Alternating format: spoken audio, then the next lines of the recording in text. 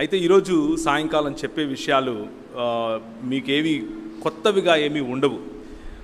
మర్మరాలు ఏమీ తీసుకొని రాలేదు. నేను మామూలుగా దేవుని వాక్యంలో నుంచి కొన్ని విషయాలను మీలో ఒకటిగా మీరు నేర్పితే నిలబడినటువంటి మీ ఏమంటారు మనస్ఫూర్తిగా ఉన్నది ఉన్నట్లుగా నేను మీ ముందు చెబుతున్నాను. ఏమనంటే, ఒక లెక్కల మాస్టరు పిలిచి రెండక్కం చెప్పమంటే రెండక్కం నేర్పిస్తే కుర్రాడు నేర్చుకున్న తర్వాత ఆ క్లాస్ అందు ముందు నిలబెట్టి రెండక్కం చెప్పరా అంటే వాడు రెండెక్కం చెప్తాడు.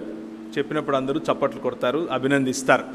అలాగే మీలో చాలామంది నాకంటే పెద్దవారు సంఘంలోనూ అలాగే పరిచర్యలోనూ మీకున్నంత ఎక్స్పీరియన్స్ నా వయసు ఉండదు.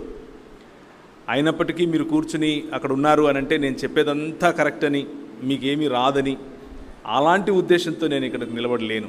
మీరు చెప్పి నేర్పించగా నిలబడి వల్లె వేస్తున్నాను అంతే. అంత మాత్రమే క్రైస్తవ సంఘం, సార్వత్రిక క్రైస్తవ సంఘం నేర్పించినటువంటి పాఠాలు, నేర్పించినటువంటి దేవుని వాక్యములో తెలుసుకోవాల్సినటువంటి నిధులను మీరు నేర్పించగా నేను తిరిగి మీ ముందు వల్లె వేస్తున్నాను అన్న విషయాన్ని దయచేసి గుర్తుంచుకోండి. అది మనస్ఫూర్తిగా ఆ హృదయంతోనే మీ ముందుకు నేను వస్తున్నాను. ఇకపోతే ఈరోజు రేపు సాయంత్రం మనము మాట్లాడుకోబోయేటటువంటి మాటలు దేవుని వాక్యమునకు చుట్టుపక్కల ఉంటాయి. అంటే ప్రతిసారి దేవుని వాక్యమే మాట్లాడుకుంటాం కదా అని అంటాం, కానీ దేవుని వాక్యంలో నుండి వేరు వేరు అంశాలను మనం మాట్లాడుకుంటాం. కానీ ఈరోజు మరియు రేపు సాయంకాలం మనం మాట్లాడుకునే విషయాలు దేవుని వాక్యమును గురించే ఉంటాయి. దేవుని వాక్యము మనకు ఎందుకు ఇంత ప్రాముఖ్యం, దాని ప్రాధాన్యత ఏమిటి అన్న విషయాల్ని మనం చూసే ప్రయత్నం చేస్తాం. ఆ చూసే క్రమంలో మనకు దేవుడిచ్చినటువంటి అవకాశాలను లేదా దేవుడిచ్చినటువంటి దేవుని మాటలను మనం గుర్తు చేసుకుంటాం. బైబిల్ గ్రంథంలో మొదటి అధ్యాయం నుంచి చూస్తే దేవుని మాటే ప్రాముఖ్యంగా మనకు కనిపిస్తుంది. బైబిల్ గ్రంథంలో ఆదికాండం మొదటి అధ్యాయంలో దేవుడు పలకటం, ఆ పలికినటువంటి దాన్ని, ఆ మాటను ఆధారం చేసుకునే సృష్టి క్రమం అంతా ఉద్భవించటం మనం చూస్తాం.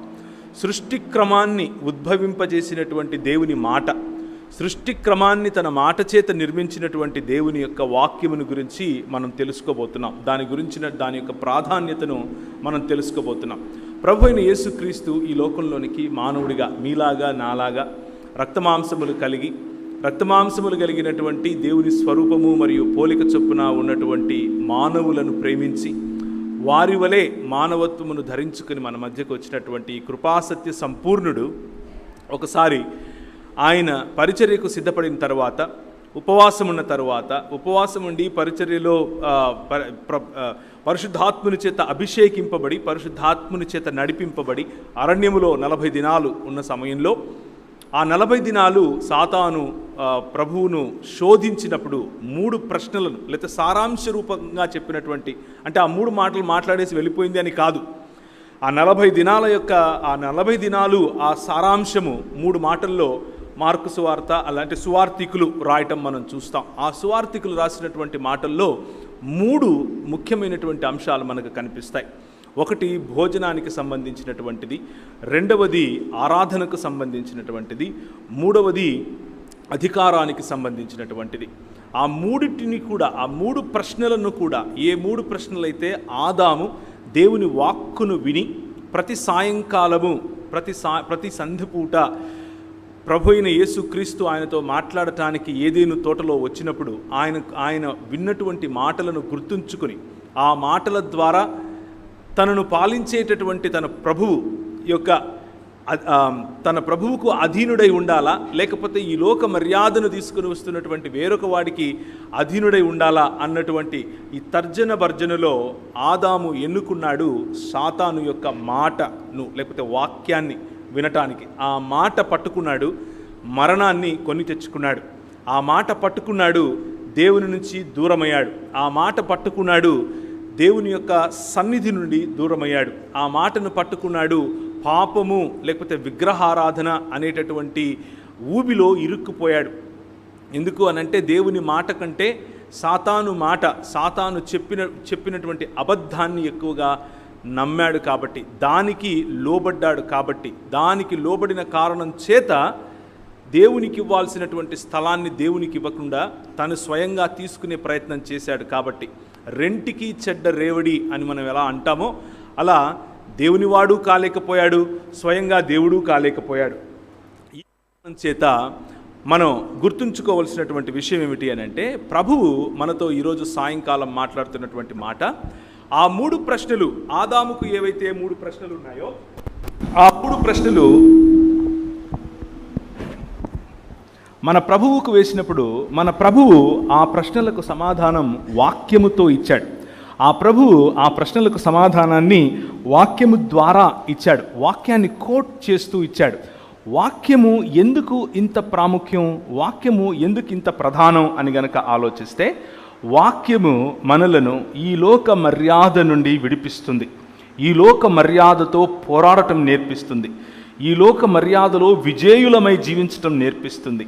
3 ప్రశ్నలు ఆదాము ఓడిపోయాడు, 3 ప్రశ్నలు కడపటి ఆదాము, నీవు నేను అనుసరించాల్సినటువంటి ఆదాము గెలిచాడు. సో వాక్యము మనలను గెలిచేలా చేస్తుంది. గెలిచేలా చేయటానికి మన చేతినివ్వబడినటువంటి 66 పుస్తకాలు ఏవైతే ఉన్నాయో వాటి యొక్క సారాంశము, ఆ సారాంశము మనల్ని జీవింపచేస్తుంది అనేటటువంటి అంశాన్ని నేను ఈరోజు మీతో పంచుకోబోతున్నాను. కొన్ని విషయాలు మనం తెలుసుకుంటాం, చారిత్రక నేపథ్యంలో కూడా కొన్ని విషయాలు చూస్తాం, బైబిల్ అధ్యయన నేపథ్యంలో కూడా చూస్తాం.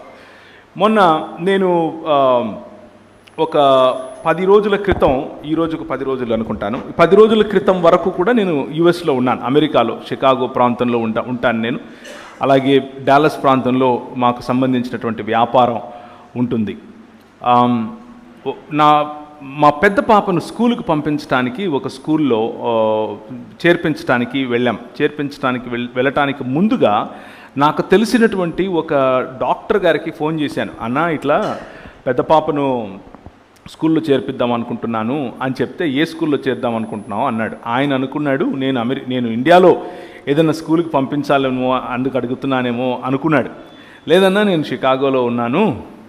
ఆయన పెద్దవారు, చాలా పెద్దవారు, మన గౌరవ పాస్టర్ గారి యొక్క వయసున్నవారు, అక్కడ చాలా ఏండ్లుగా ఉంటున్నారు. ఆయనతో మాట్లాడితే ఆయన అన్నాడు, అర్రే నువ్వు చాలా తప్పు చేస్తున్నావు అన్నాడు. ఏంటన్నా, ఏమైంది అని అడిగాను. లేదు, అమెరికాలో పిల్లల్ని చదివించడం ఏంటి, నువ్వు చాలా తప్పు చేస్తున్నావు, ఇక్కడున్న మేమే తీసుకెళ్ళి ఇండియాలో చదివిస్తాము, నువ్వేమో ఇక్కడికి తీసుకొచ్చి ఇక్కడ చదివిస్తానంటావేంటి అని అడిగాడు. అంటే లేదన్నా, పాప చదువుకుంటానంటుంది ఇక్కడ, అందుకు ఇక్కడ వేద్దామంటే ఆయన 2 కథలు చెప్పాడు, 2 జరిగిన విషయాలు చెప్పాడు. మొదటిది, ఆయన దగ్గరికి వచ్చేటటువంటి పేషెంట్స్లో ఒక పేషెంట్ ఈ విధంగా అన్నాడంట, నా మనవరాలుని ఎప్పుడైనా మీ దగ్గరికి తీసుకొని రావచ్చా అని అడిగాడట. అడిగితే ఈయన, నీ మనవరాలేంటి, నేను మామూలు జనరల్ ఫిజిషియన్ కదా, ఆమెను ఒకవేళ పీడియాట్రిషియన్కు చూపిస్తారేమో చూపించండి, నేను జనరల్ ఫిజిషియన్ కదా అన్నాడు. అంటే కాదు, మామూలు ఫిజిషియన్స్ సరిపోరు, నీలాంటి వాళ్ళే కరెక్ట్ మా మనవరాలతో మాట్లాడటానికి అని అడిగాడు. సరే, ఏంటి విషయం చెప్పండి అని అడిగితే, ఆమె మొన్న స్కూల్కి వెళ్ళి, స్కూల్లో పెద్ద స్కూల్స్ ఉంటాయి, పెద్ద స్కూల్స్, వాటి గ్రౌండ్స్ కానివ్వండి, తర్వాత హాల్స్ కానివ్వండి, మల్టీపర్పస్ హాల్స్ కానివ్వండి, ఇవన్నీ కూడా చాలా పెద్దగా ఉంటాయి.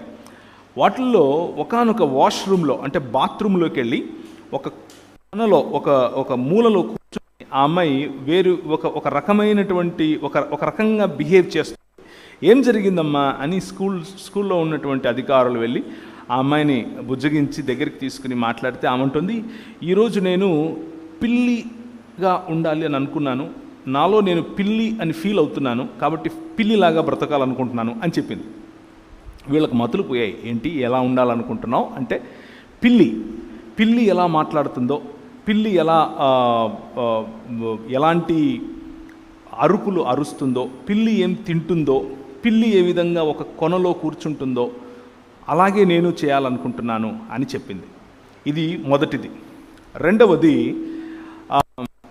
అదే దేశంలోనే ఇద్దరు కవల పిల్లలు కూడా స్కూల్కి వెళ్ళారు.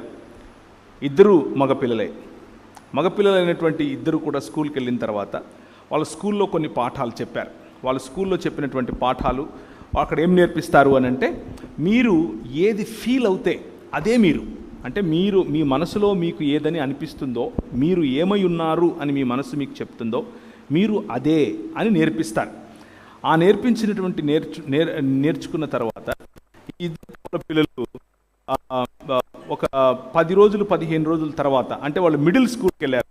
4వ తరగతి తర్వాత వచ్చే 6వ తరగతి నుంచి వచ్చే మిడిల్ స్కూల్, 7వ తరగతికి వచ్చే వరకు ఆ కవల పిల్లల్లో ఒక అబ్బాయి ఆడపిల్లల్లాగా బట్టలు వేసుకోవటం మొదలుపెట్టాడు. ఏంట్రా ఆడపిల్లల్లాగా బట్టలు వేసుకుంటున్నావు ఈరోజు అని వాళ్ళ అమ్మ అడిగితే, లిప్స్టిక్ పెట్టుకుంటూ కొంచెం జ్యువెలరీ లాగా పెట్టుకుంటూ అన్నాడట, నేను ఈరోజు ఆడపిల్లని అవ్వాలనుకుంటున్నాను, ఆడపిల్లల వాష్రూమ్కి వెళ్ళాలనుకుంటున్నాను, ఆడపిల్లల బాత్రూంలో ఉండాలనుకుంటున్నాను, నాలో ఆడపిల్లల లాంటి ఫీలింగ్స్ ఉన్నాయి అని చెప్పుకొచ్చాడు. ఎందుకు ఈ 2 కథలు చెప్పాను, లేకపోతే ఇవి జరిగినటువంటి ఘటనలు ఆ డాక్టర్ గారు నాకు చెప్పినటువంటి, స్వయంగా చెప్పినటువంటి మాటలు. ఎందుకు అనంటే, మనం వినే మాటలు, మనకు చెప్పే సంగతులు, అవి మన మనసుల్లో నాటుకుని పోతాయి. అవి మన బిహేవియర్ పైన ప్రభావం చూపిస్తాయి. మనం ఎలాంటి బట్టలు వేసుకుంటాం, ఎలాంటి కోరికలు కలిగి ఉంటాం, ఎలాంటి ఆలోచనలు చేస్తాం, ఎలాంటివి చదువుతాం, ఎలాంటి సంబంధాల్లో ఉంటాం అన్నది మనం వినే మాటలను, వాటిపైన మనం ఉంచే నమ్మకము డిసైడ్ చేస్తుంది. సో మాట అన్నది, వాక్యము అన్నది వినటానికి ఒక మాటేగా అనుకుంటాం, కానీ ఆ మాట మనపైన చాలా బలమైనటువంటి పని చేస్తుంది. ఆ బలమైనటువంటి పని మనల్ని కూల్చేదిగా అయినా ఉంటుంది, లేకపోతే నిర్మించేదిగా అయినా ఉంటుంది. మనం కూల్చబడటానికి, నిర్మించబడటానికి రెండిటికీ కూడా మాట ముఖ్యంగా ఆధారం అవుతుంది. దేవుని వాక్యం చెప్తుంది యాకోబు గ్రంథంలో, నీ నోటి నాలుకను అదుపులో ఉంచుకో అని చెప్తుంది. నీ నాలుకను అదుపులో ఎందుకు ఉంచుకోవాలి అని అంటే, అది వైల్డ్ ఫైర్ లాంటిది, అది అగ్ని లాంటిది. మనుషులను చిన్నాభిన్నం చేస్తుంది, సంబంధాలను చిన్నాభిన్నం చేస్తుంది. ఒక మనిషిని మనిషిగా కాకుండా పశువుగా తీర్చిదిద్దగలిగినటువంటి శక్తి నాలుకకు ఉంటుంది. రాళ్లను కరిగించే శక్తి ఉంటుంది. ఒకసారి నేను ఒక చిన్న ఎక్స్పెరిమెంట్ చేశాను. మా ఇంట్లో ఒక వ్యక్తికి చెప్పటం కోసం, ఆమె మాటలు ఎంత డేంజరస్ ఉంటాయి అని చెప్పటం కోసం, ఒక చిన్న మొక్క, తులసి మొక్క పెట్టుకుంటారు కదా ఇంట్లో, అలాంటిది తీసుకుని వచ్చి మా ఇంట్లో బాల్కనీలో పెట్టాను. బాల్కనీలో పెట్టి ప్రతిరోజు దానికి నీళ్లు పోసే సమయంలో దాన్ని తిట్టమని చెప్పాను. జాగ్రత్తగా వినండి. దానికి నెగిటివ్ మాటలు, దాన్ని తిడుతూ నెగిటివ్గా మాట్లాడుతూ ఉండమని చెప్పాను. అలా చేశారు. ఎప్పుడూ ఎలా మిగిలిన మొక్కలకు నీళ్ళు ఎలా పోస్తారో దానికి అలాగే పోశారు. మిగిలిన మొక్కల దగ్గర కోడిగుడ్లు లేకపోతే ఇలాంటి ప్రోటీన్ రావటానికి ఏదైతే పెడతారో అవే దానికి పెట్టారు. కానీ చూసిన ప్రతిసారి తిడుతూ, చీదరించుకుంటూ, దుర్భాషలాడుతూ, నెగిటివ్గా మాట్లాడుతూ ఆ చెట్టుకు చేశారు. 1 నెలన్నర తరువాత అది చచ్చిపోయింది. నెలన్నర తరువాత ఆ మొక్క చచ్చిపోయింది. సో ఎందుకు ఈ మాటలు చెప్తున్నాను అనంటే, మాట అన్నది అంత స్ట్రాంగ్, అంత బలమైంది. ఆ బలమైన మాట మన హృదయాలను నిర్మించగలదు, లేకపోతే మన హృదయాలను నిర్వీర్యం కూడా చేయగలదు. దేవుని మాట నిర్మించే మాట, దేవుని మాట కలుగజేసే మాట, దేవుని మాట కట్టే మాట, దేవుని మాట ఈ లోక మర్యాదను కూలుస్తుంది, ఈ లోకంలో మంచిని నిర్మిస్తుంది. దేవుని మాట మనకొక దృక్పథాన్ని ఇస్తుంది. దృక్పథము అనంటే ఏమిటి అనంటే, ఇవి కంటి అద్దాలు. ఇలా పెట్టుకున్నప్పుడు దీని ద్వారానే నేను మిమ్మల్ని అందరినీ చూడగలుగుతున్నాను. ఇది పెట్టుకుంటే నాకు బాగా కనిపిస్తాయి, చదవగలుగుతాను. కానీ ఇవి పెట్టుకుంటే మీరు బాగా కనిపించరు. ఇవి తీసేస్తే మీరు బాగా కనిపిస్తారు, కానీ అద్దాలు సరిగ్గా కనిపించవు.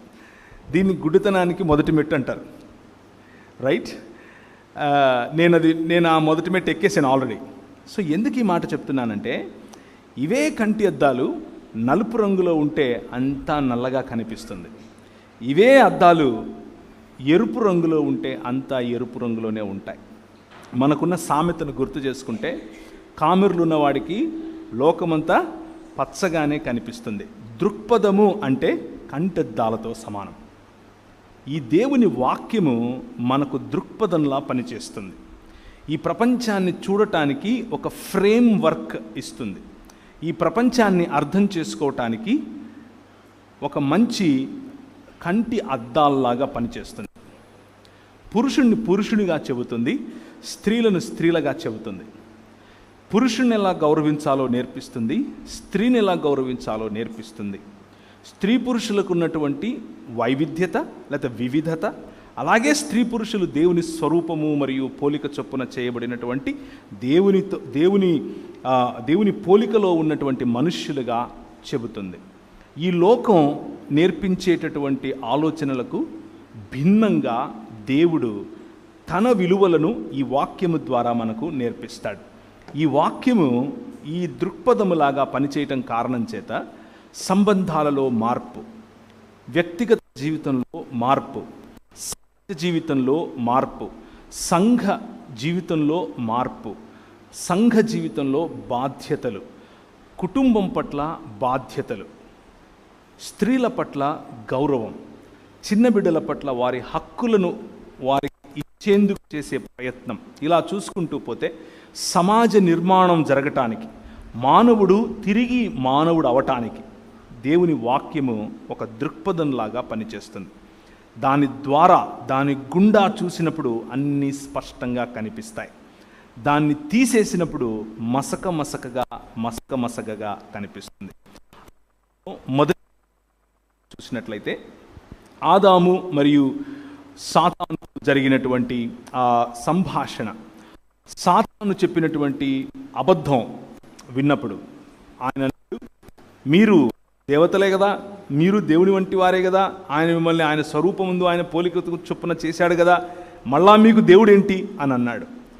అలా అన్నప్పుడు, అవును, నా దేవుడు నన్ను సామంతుడిగా చేశాడు, ఈ ప్రపంచము పైన ఆయన 5 రకాలైనటువంటి ఆశీర్వాదములు నాకు ఇచ్చాడు, ఆయన వాక్కు నిజమైనది, ఆయన ఒక మాట పలికాడు అనంటే ఆ వాక్యము నిజమైనది, దాని మీద నేను నిలబడాలి అన్నటువంటి ఆలోచన. 5 రకాలైనటువంటి ఈ బ్లెస్సింగ్స్, లేకపోతే ఆశీర్వాదముతో కూడినటువంటి బాధ్యత, కర్తవ్యం, ఆశీర్వాదము మరియు బాధ్యత కలిసి ఉన్నటువంటి 5 మాటలు.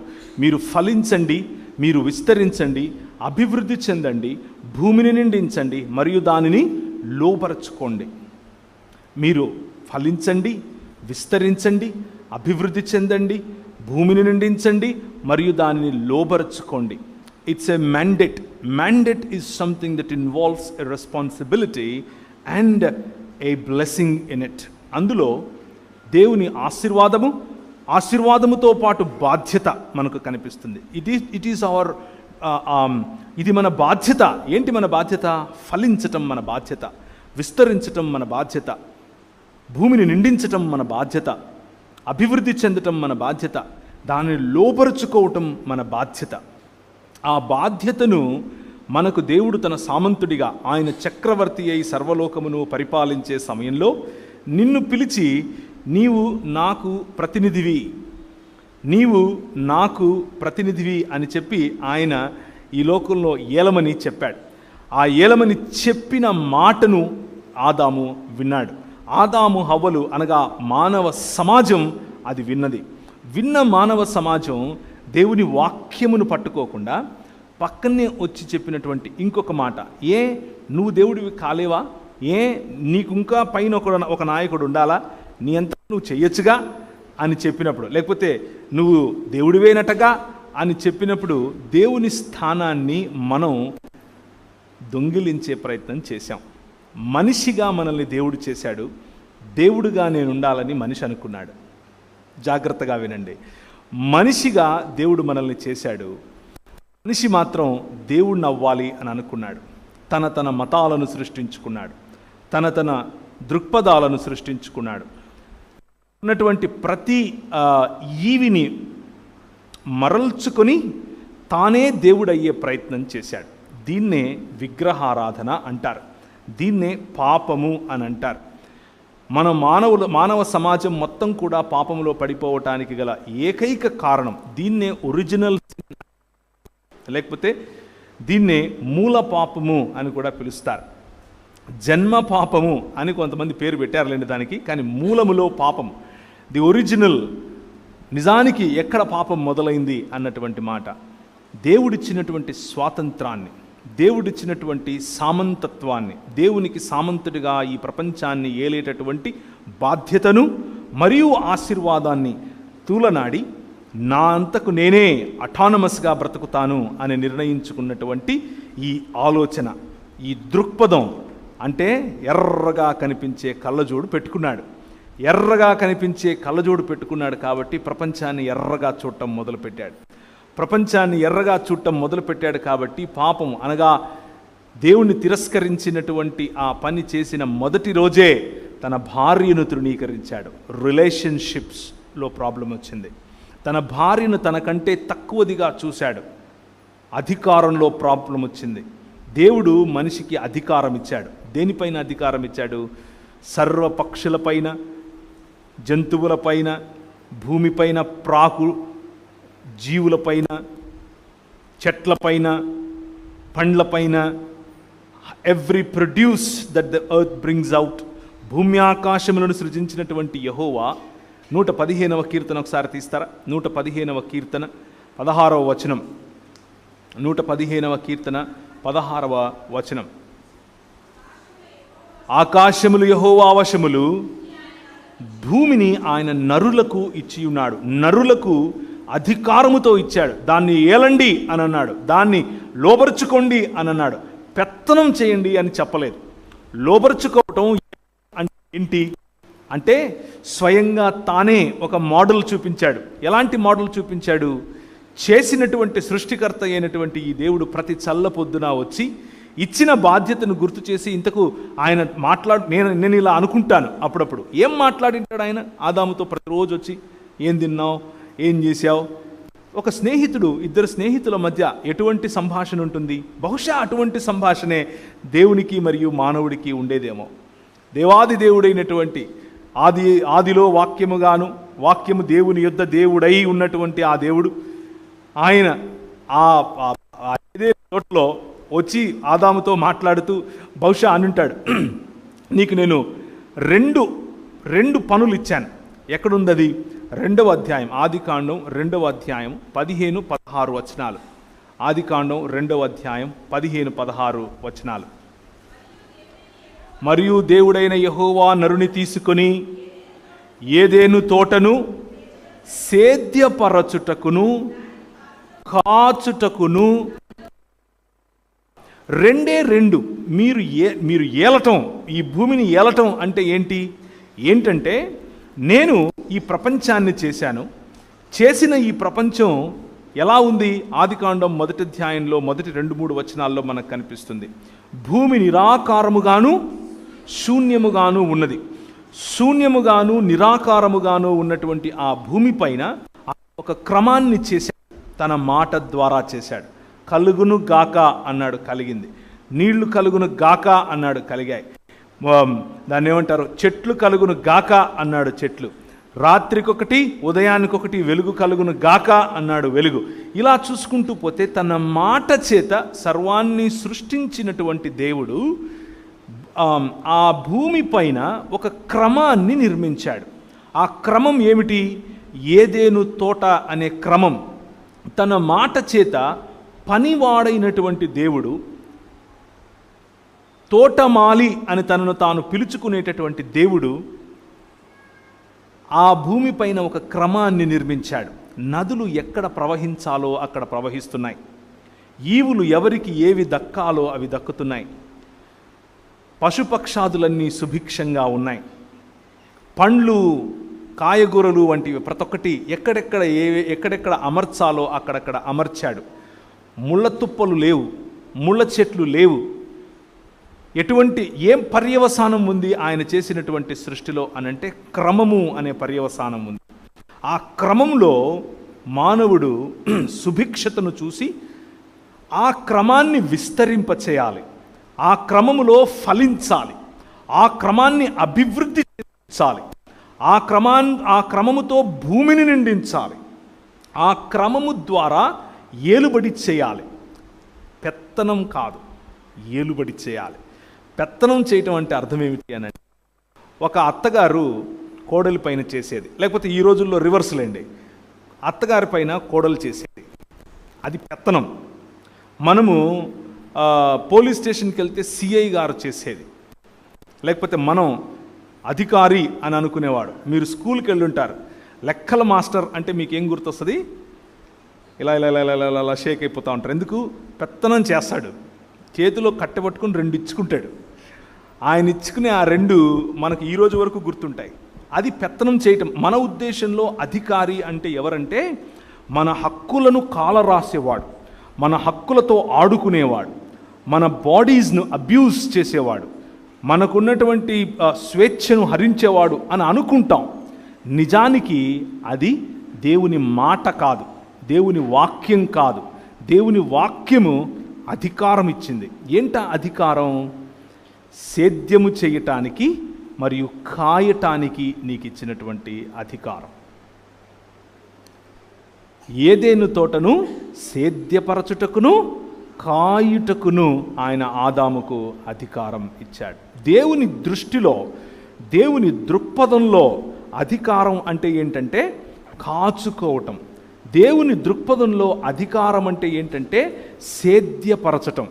మానవుని దృక్పథంలో, లేకపోతే ఈ లోక మర్యాదలో, ఈ లోక దృక్పథంలో అధికారం అంటే ఏంటంటే పెత్తనం చేయటం, అవతలి వారిపైన రాజ్యం చేయటం. దేవుడు మనిషికి అధికారం అన్నింటిపైన ఇచ్చాడు, సర్వ సృష్టి పైన ఇచ్చాడు. కానీ ఒక మనిషి పైన ఇంకొక మనిషికి అధికారం ఇచ్చాడా? ఇవ్వలేదు.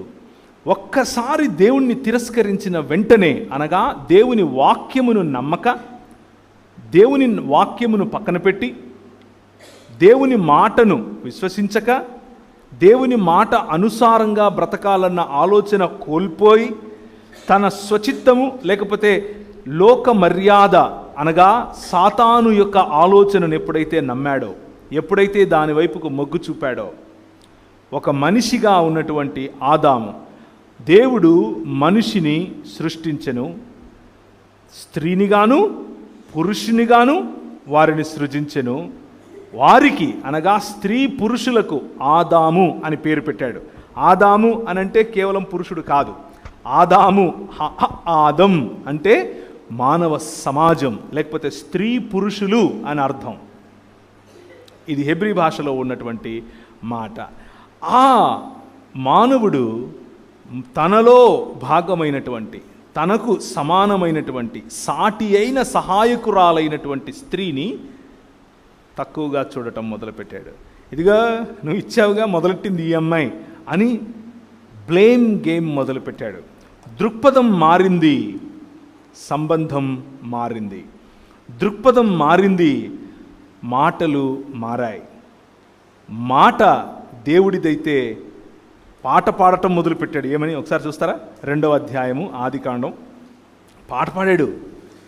ఇది ప్రపంచంలో మానవుల్లో మొట్టమొదటి డ్యూయట్ సాంగ్, మొట్టమొదటి రొమాంటిక్ డ్యూయట్ సాంగ్. మొట్టమొదటి మానవుడు తన మొట్టమొదటి భార్యకు పాడినటువంటి మొట్టమొదటి పాట చూడండి ఏమని ఉంది ఇక్కడ. 2వ అధ్యాయము 23. అప్పుడు ఆదాము, చదవమ్మా. అప్పుడు ఆదాము ఇట్లా, నేను నా ఎముకలలో ఒక ఎముక, నా మాంసములో మాంసము, ఇది నరుల నుండి తీయబడిన గనుక నారి అనబడును. కవిత్వం చెప్తున్నాడు, రిథమిక్గా రైమ్తో మాట్లాడుతున్నాడు. ఇక్కడ భార్య పట్ల గౌరవం చూడండి, భార్య పట్ల సమానత్వం చూడండి, భార్యను ఎంత ఆలింగనం చేసుకుంటున్నాడు, ఆమె సౌందర్యాన్ని చూసి డ్యూయట్ పాడుతున్నాడు ఇక్కడ. కానీ దృక్పథం మారింది. ఒక్కసారి వాక్యము అనేటటువంటి దృక్పథం నుంచి బయటకు వచ్చి లోక మర్యాద అనే దృక్పథం పెట్టుకున్నాడు. ఇదిగో నువ్వు ఇచ్చావుగా, ఈమె చెప్పింది చేయాల్సి వచ్చింది అని మొదలుపెట్టాడు. తన కుమారుడు పుట్టాడు, జలసి, ఇద్దరు చంపుకోవటం, కయీను హేబేలును చంపటం. ఇలా చూసుకుంటూ పోతే సమాజం, మానవ సమాజం దేవునికి దూరం అయ్యే కొద్దీ దృక్పథములో మార్పు వచ్చే కొద్దీ దేవుని వాక్యము కాకుండా, దేవుని మాట కాకుండా, దేవుని యొక్క ఆజ్ఞ కాకుండా, దేవుని యొక్క కట్టడ కాకుండా, దేవుని యొక్క సన్నిధిని విడిచిపెట్టగలిగినంత ధైర్యమునిచ్చేటటువంటి లోక మర్యాదకు లోబడ్డారు. జీవితం దుంపనాశనం అయింది.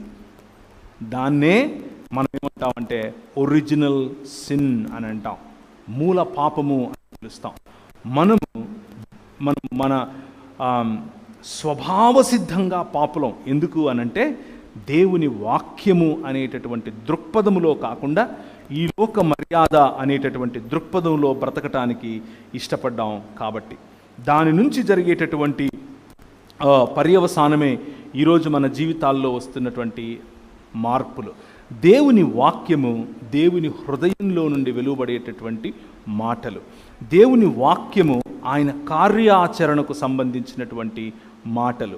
దేవుని మాటలు సృష్టిని నడిపించేటటువంటి, సృష్టిని సృష్టించి మరియు నడిపించేటటువంటి మాటలు. దేవుని మాటలు ఆయన సంకల్పాన్ని మనకు తెలియజేసేటటువంటి మాటలు. దేవుని మాటలు దేవుని రాజ్యాంగం అన్న విషయాన్ని మనం మర్చిపోకూడదు.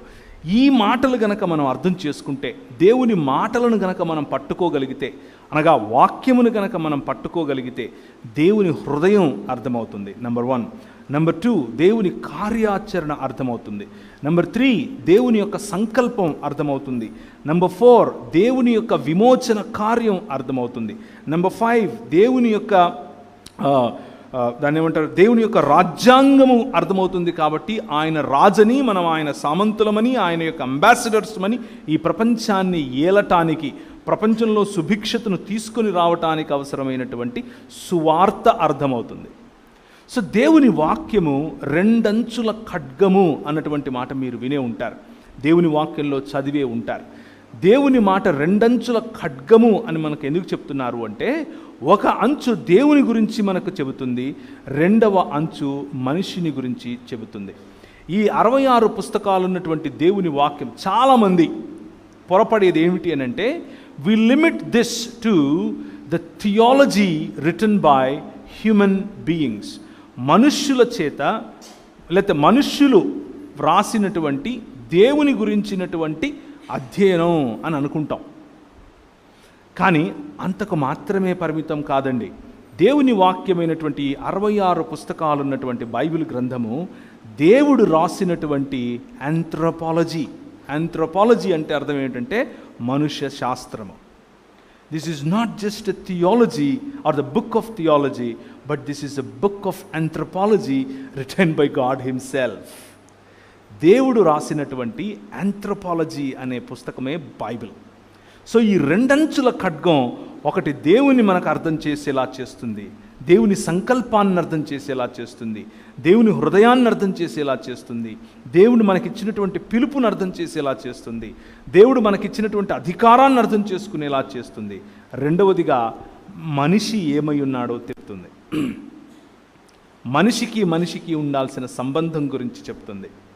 నువ్వు మనిషివి, నువ్వు పిల్లివి కాదు అని చెప్తుంది. పురుషుడితో నువ్వు పురుషుడివి, స్త్రీవి కాదు అని చెప్తుంది. స్త్రీతో నువ్వు స్త్రీవమ్మ, మాతృమూర్తివి, నువ్వు పురుషుడివి కాదు అని చెప్తుంది. వివిధత ఉన్నప్పటికీ మీరు ఒక్క మానవుడు అని నేర్పిస్తుంది.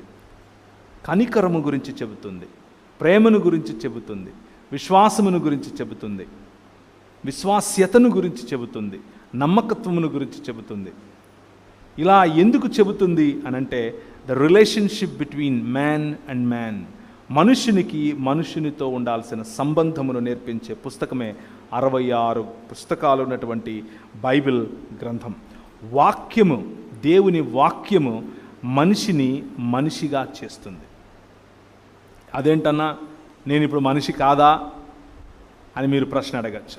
దేవుడు రాసినటువంటి ఈ ఆంథ్రోపాలజీ అనే ఈ పుస్తకం, లేకపోతే మానవ శాస్త్రముగా చదవగలిగినటువంటి ఈ పుస్తకం, దేవుని చేత వ్రాయబడినటువంటి మానవ శాస్త్రము ఏం నేర్పిస్తుంది అంటే, ఒక మనిషి ఎలా బ్రతకాలో చెబుతుంది.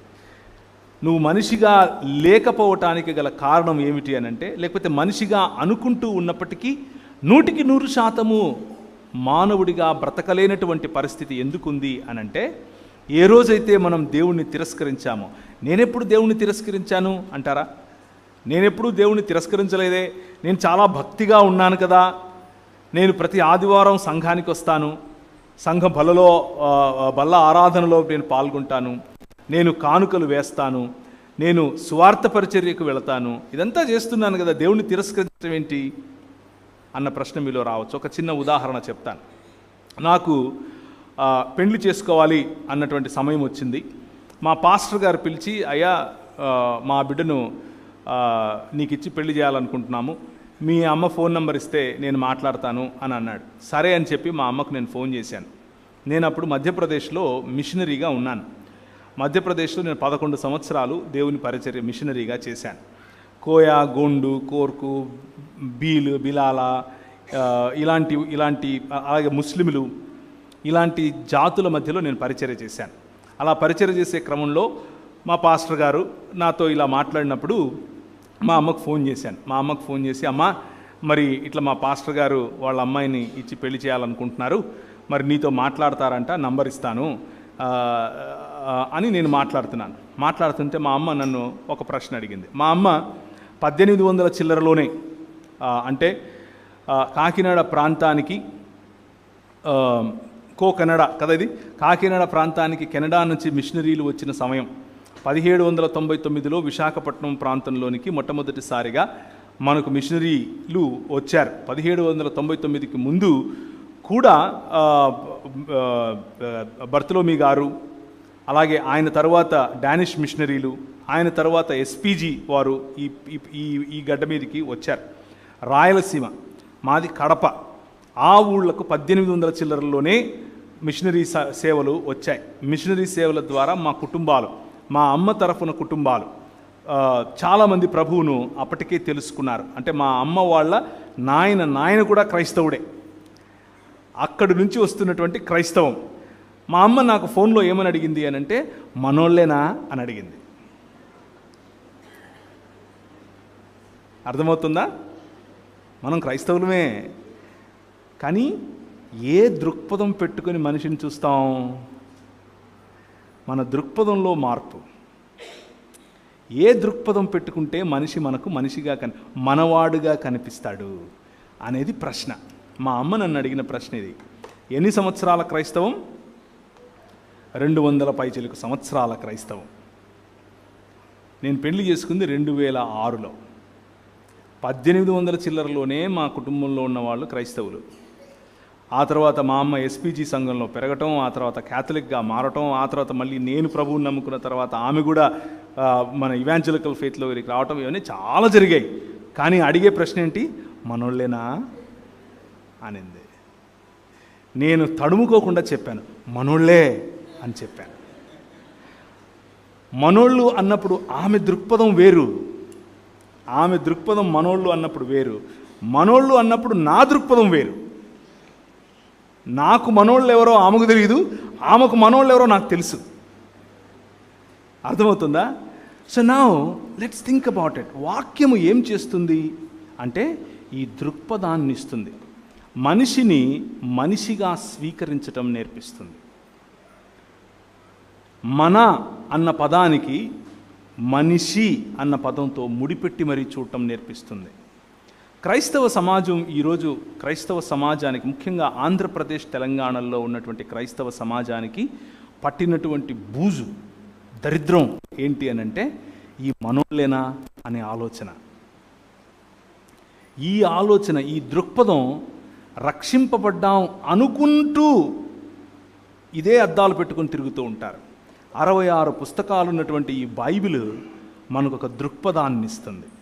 ఏం దృక్పథాన్ని ఇస్తుంది అని అంటే, ఇప్పుడు క్రీస్తునందు యూదుడని యూదేతరుడని తేడా లేదు, ఇప్పుడు క్రీస్తునందు స్త్రీ అని పురుషుడని తేడా లేదు, ఇప్పుడు క్రీస్తునందు స్వామి అని బానిస అని తేడా లేదు. అందరూ మధ్యలో అడ్డుగోడలు పడద్రోయబడ్డాయి. గలతీయులకు రాసిన పత్రిక రాసిందే ఇందుకు. గలతీయులకు అనేటటువంటి పత్రిక రాసిందే మానవులలో ఉన్నటువంటి, నువ్వు నల్లోడివా, తెల్లోడివా, బ్రౌన్గా ఉంటావా, పొట్టిగా ఉంటావా, పొడుగ్గా ఉంటావా, ముక్కు సప్పడగా ఉంటుందా, ముక్కు పొడుగ్గా ఉంటుందా, పనులు పెద్దగా ఉంటాయా, ఇవేవి కాదు, ఏ భేదము లేదు. మానవులంతా ఇప్పుడు క్రీస్తునందు సమానము. మీరు మనుషులుగా బ్రతకటం కోసం పిలువబడ్డారు. అని చెప్పేటటువంటి ఏకైక పుస్తకం 66 పుస్తకాలు ఉన్నటువంటి బైబిల్ గ్రంథం. నేను దాదాపు 2002 నుంచి 2014 వరకు ఎన్ని సంవత్సరాలు అయ్యాయి? 2011 వేసుకోండి, ఎన్ని సంవత్సరాలు అయ్యాయి? చాలా సంవత్సరాలు అయ్యాయి. ఇప్పుడు లెక్క పెట్టడం ఎందుకు? అన్ని సంవత్సరాలు ఇస్లాం స్టడీ చేశాను. అన్ని సంవత్సరాలు నేను ఇస్లాం స్టడీ చేశాను. పెద్ద పెద్ద వాళ్ళతో ఇస్లాం గురించినటువంటి డిబేట్స్ చేశాను. ఇలా కొన్ని వేల మంది ఉండగా నిలబడి బైబిల్ గ్రంథాన్ని, ఇస్లాం ఖురాన్ గ్రంథాన్ని పక్కన పెట్టుకొని మాట్లాడాను. వాళ్ళ సొంత మసీదులకు వెళ్ళి నేను దాని గురించి మాట్లాడాను. చాలామంది క్రైస్తవంలోనికి ముస్లిం సహోదరులు సహోదరులు వచ్చారు. నేను రాసిన పుస్తకాలు చదువుకుని కూడా వచ్చారు. ఎందుకు ఈ మాటలు చెప్తున్నానంటే, ఆ ఖురాన్ గ్రంథం ఈ దృక్పథం ఇవ్వదు, సమానత అన్నటువంటి దృక్పథం ఇవ్వదు, ఐక్యత అన్న దృక్పథం ఇవ్వదు. అలాగే గత కొన్ని సంవత్సరాలుగా, అనగా 2013వ సంవత్సరం నుంచి ఇది 2022 అంటే 9 సంవత్సరాలు నేను హైందవ భావజాలం గురించి స్టడీ చేస్తున్నాను. పురాణాలు కానివ్వండి, వేదాలు కానివ్వండి, మీ ఇష్టం వచ్చింది, గీత కానివ్వండి. రక్షణ టెలివిజన్లో దాదాపు ఒక 5 డిబేట్స్ ఇంగ్లీష్లో చేశాను. హిందీలో అయితే వారానికి ఒకటి చేస్తుంటాను. తెలుగులో అయితే వారానికి ఒకటి. వాళ్ళు వస్తూ ఉంటారు, మాట్లాడుతుంటారు, వెళ్ళిపోతుంటారు వెనక్కి, వాళ్ళ దగ్గర సమాధానాలు లేక. కానీ ఏది తెలుసా కారణం? అలా దేవుని వాక్యమును పట్టుకొని నిలబడటం. 66 పుస్తకాలు ఉన్నటువంటి ఈ బైబిల్ గ్రంథం ఇచ్చే దృక్పథం ఇంకా ఏ పుస్తకంలో లేదు, ఏ భావజాలంలో లేదు, ఏ ఆలోచనలో లేదు. ఈ దృక్పథం ఉంది చూసారా, బైబిల్ అనేటటువంటి దృక్పథం. ఇది మనల్ని నిజంగా మనిషిగా మారుస్తుంది. ఇది నిజంగా మనకు శక్తినిస్తుంది. ఇది నిజంగా మనల్ని గెలిచేలా చేస్తుంది. నిజంగా మనల్ని ముందుకు నడిపిస్తుంది. ఒక చిన్న ఉదాహరణ చెప్పి ముందుకెళ్ళే ప్రయత్నం చేస్తాను. సమయం ఎక్కువ లేదు కాబట్టి 15 నిమిషాల్లో నేను 8:45 కొదమంటారా? 9 వరకు ఉందా? ఓకే, సరే. సో దేవుని వాక్యమును గురించినటువంటి ఆలోచన, దేవుని వాక్యము ఎలా మనల్ని పడుతుంది, ఎలా మన జీవితాలు మారుస్తుంది అనేది మనం మాట్లాడుకుంటున్నాం. ఈ ప్రాంతంలో వద్దులేండి, ఈ ప్రాంతం గురించి రేపు మాట్లాడదాం. హిస్టారికల్ ఎవిడెన్సెస్తో రేపు మాట్లాడదాం ఈ ప్రాంతం గురించి. ప్రస్తుతానికి ట్రావెన్కోర్ అనే ప్రాంతం గురించి మాట్లాడదాం. ట్రావెన్కోర్ అనేటటువంటి ప్రాంతము ఇప్పుడున్నటువంటి కేరళ మరియు తమిళనాడు ప్రాంతాల్లో ట్రావెన్కోర్, అలాగే ట్రాంకుబార్ అనేటటువంటి ప్రాంతాలు ఉంటాయి. ఈ ప్రాంతాల్లో స్త్రీలు పై వస్త్రం వేసుకోవటానికి అవకాశం ఉండేది కాదు. అంటే జాకెట్లు వేసుకోకూడదు, పై వస్త్రం వేసుకోకూడదు. వాళ్ళు ఇంతవరకే లుంగిల్లాగా కట్టుకొని తిరగాలి.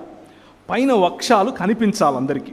ముఖ్యంగా నిమ్న జాతికి చెందినటువంటి స్త్రీలు, నిమ్న జాతి అనంటే నిమ్న జాతికి ఉన్నటువంటి నిర్వచనం ఏమిటి అనంటే, బ్రాహ్మణ, క్షత్రియ, వైశ్య మరియు ఈ 3 కాకుండా ఉన్న వాళ్ళందరూ కూడా నిమ్న జాతి.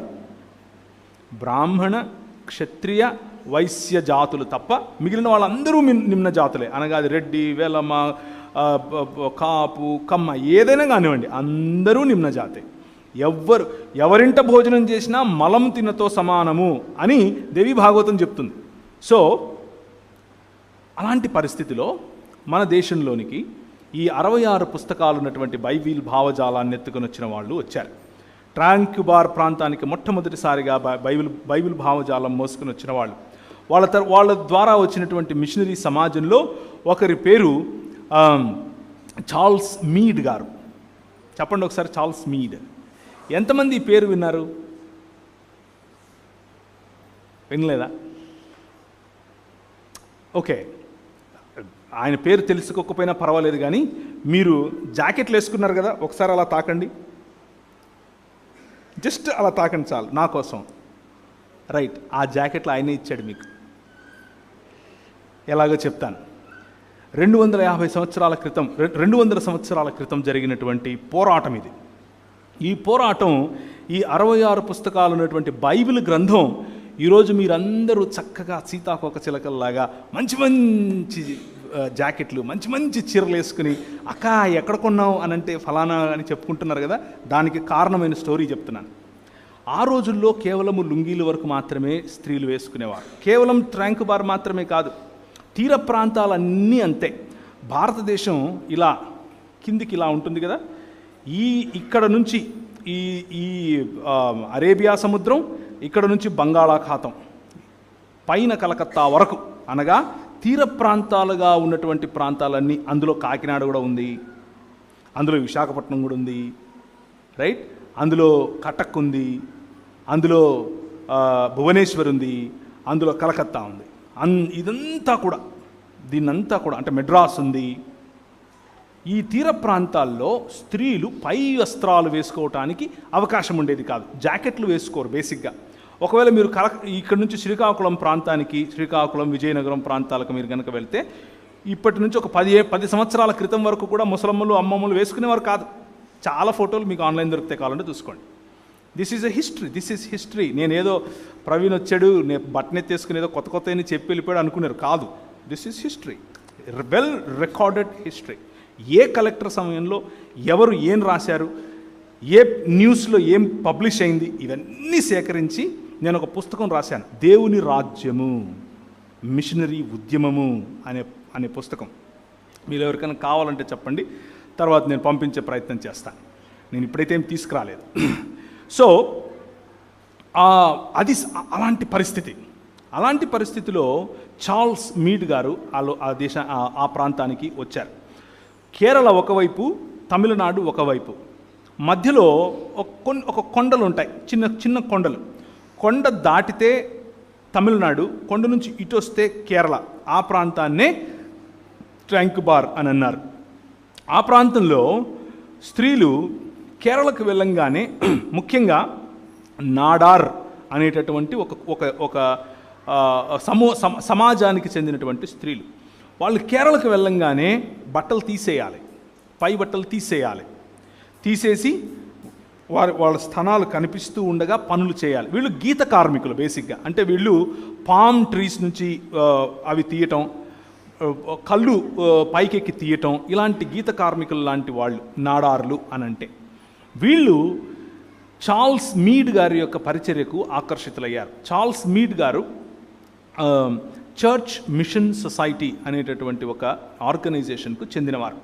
లండన్ నుంచి పంపించినటువంటి లండన్ మిషన్ సొసైటీ మరియు చర్చ్ మిషన్ సొసైటీ, అలాగే society to propagate gospel SPG అనేటటువంటి ఈ మూడు సమూహాలు కలిసి అక్కడ పనిచేస్తూ ఉన్నారు. ఆ చేసేటటువంటి పనిలో ప్రధానమైనటువంటి పని క్యులాన్, లేకపోతే ఈరోజు ఉన్నటువంటి కొల్లం అనేటటువంటి ప్రాంతం. ఆ ప్రాంతంలో తన మిషనరీ స్థావరాన్ని ఎన్నుకుని అక్కడ ఉంటూ పని చేయటం మొదలుపెట్టాడు. ఆయన దగ్గరికి ఒకరోజు ఏడ్చుకుంటూ స్త్రీలు మరియు పురుషులు అందరూ ఆ రోజు ప్రార్థనకు రమ్మంటే వచ్చారు.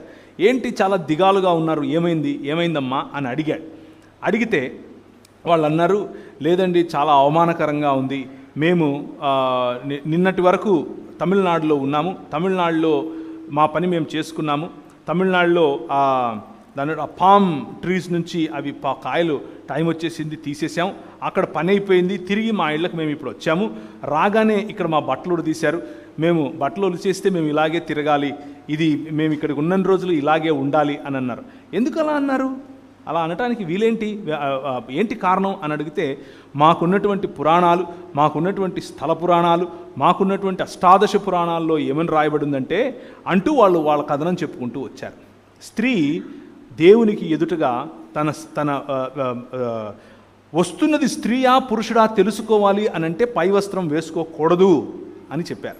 ముఖ్యంగా ఈ రోజుకు కూడా ఎప్పుడు 2018లో మధురై ప్రాంతంలో కలెక్టర్ గారు 6 మంది బాలికలు పై వస్త్రం లేకుండా దాన్ని ఏమంటారు గుడిలోకి వెళ్ళి పూజలు చేయటం, అక్కడ బ్రాహ్మణులు కూర్చొని పూజలు చేయించడం వాళ్ళు చూసి అదొక పెద్ద పేపర్ స్టోరీ అయ్యి వాళ్ళని అరెస్ట్ కూడా చేశారు. అది మనందరికీ తెలిసిన విషయమే. ఎందుకు ఇలా జరుగుతోంది అని ఆలోచిస్తే వారి యొక్క లిటరేచర్, వారి పుస్తకాలు ఏమని చెప్తున్నాయి అని అంటే, దేవుడి ఎదురుకు వెళ్ళినప్పుడు నువ్వు స్త్రీవో పురుషునివో దేవునికి ఎలా తెలుస్తుంది, కాబట్టి నువ్వు బట్టలు ఇప్పాలి అని చెప్పారు.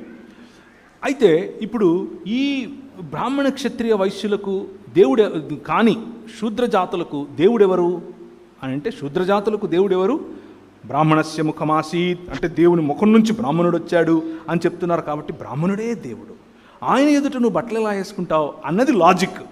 ఆ లాజిక్లో కారణంగా స్త్రీలందరూ కూడా బట్టలు లేకుండా తిరగాలి.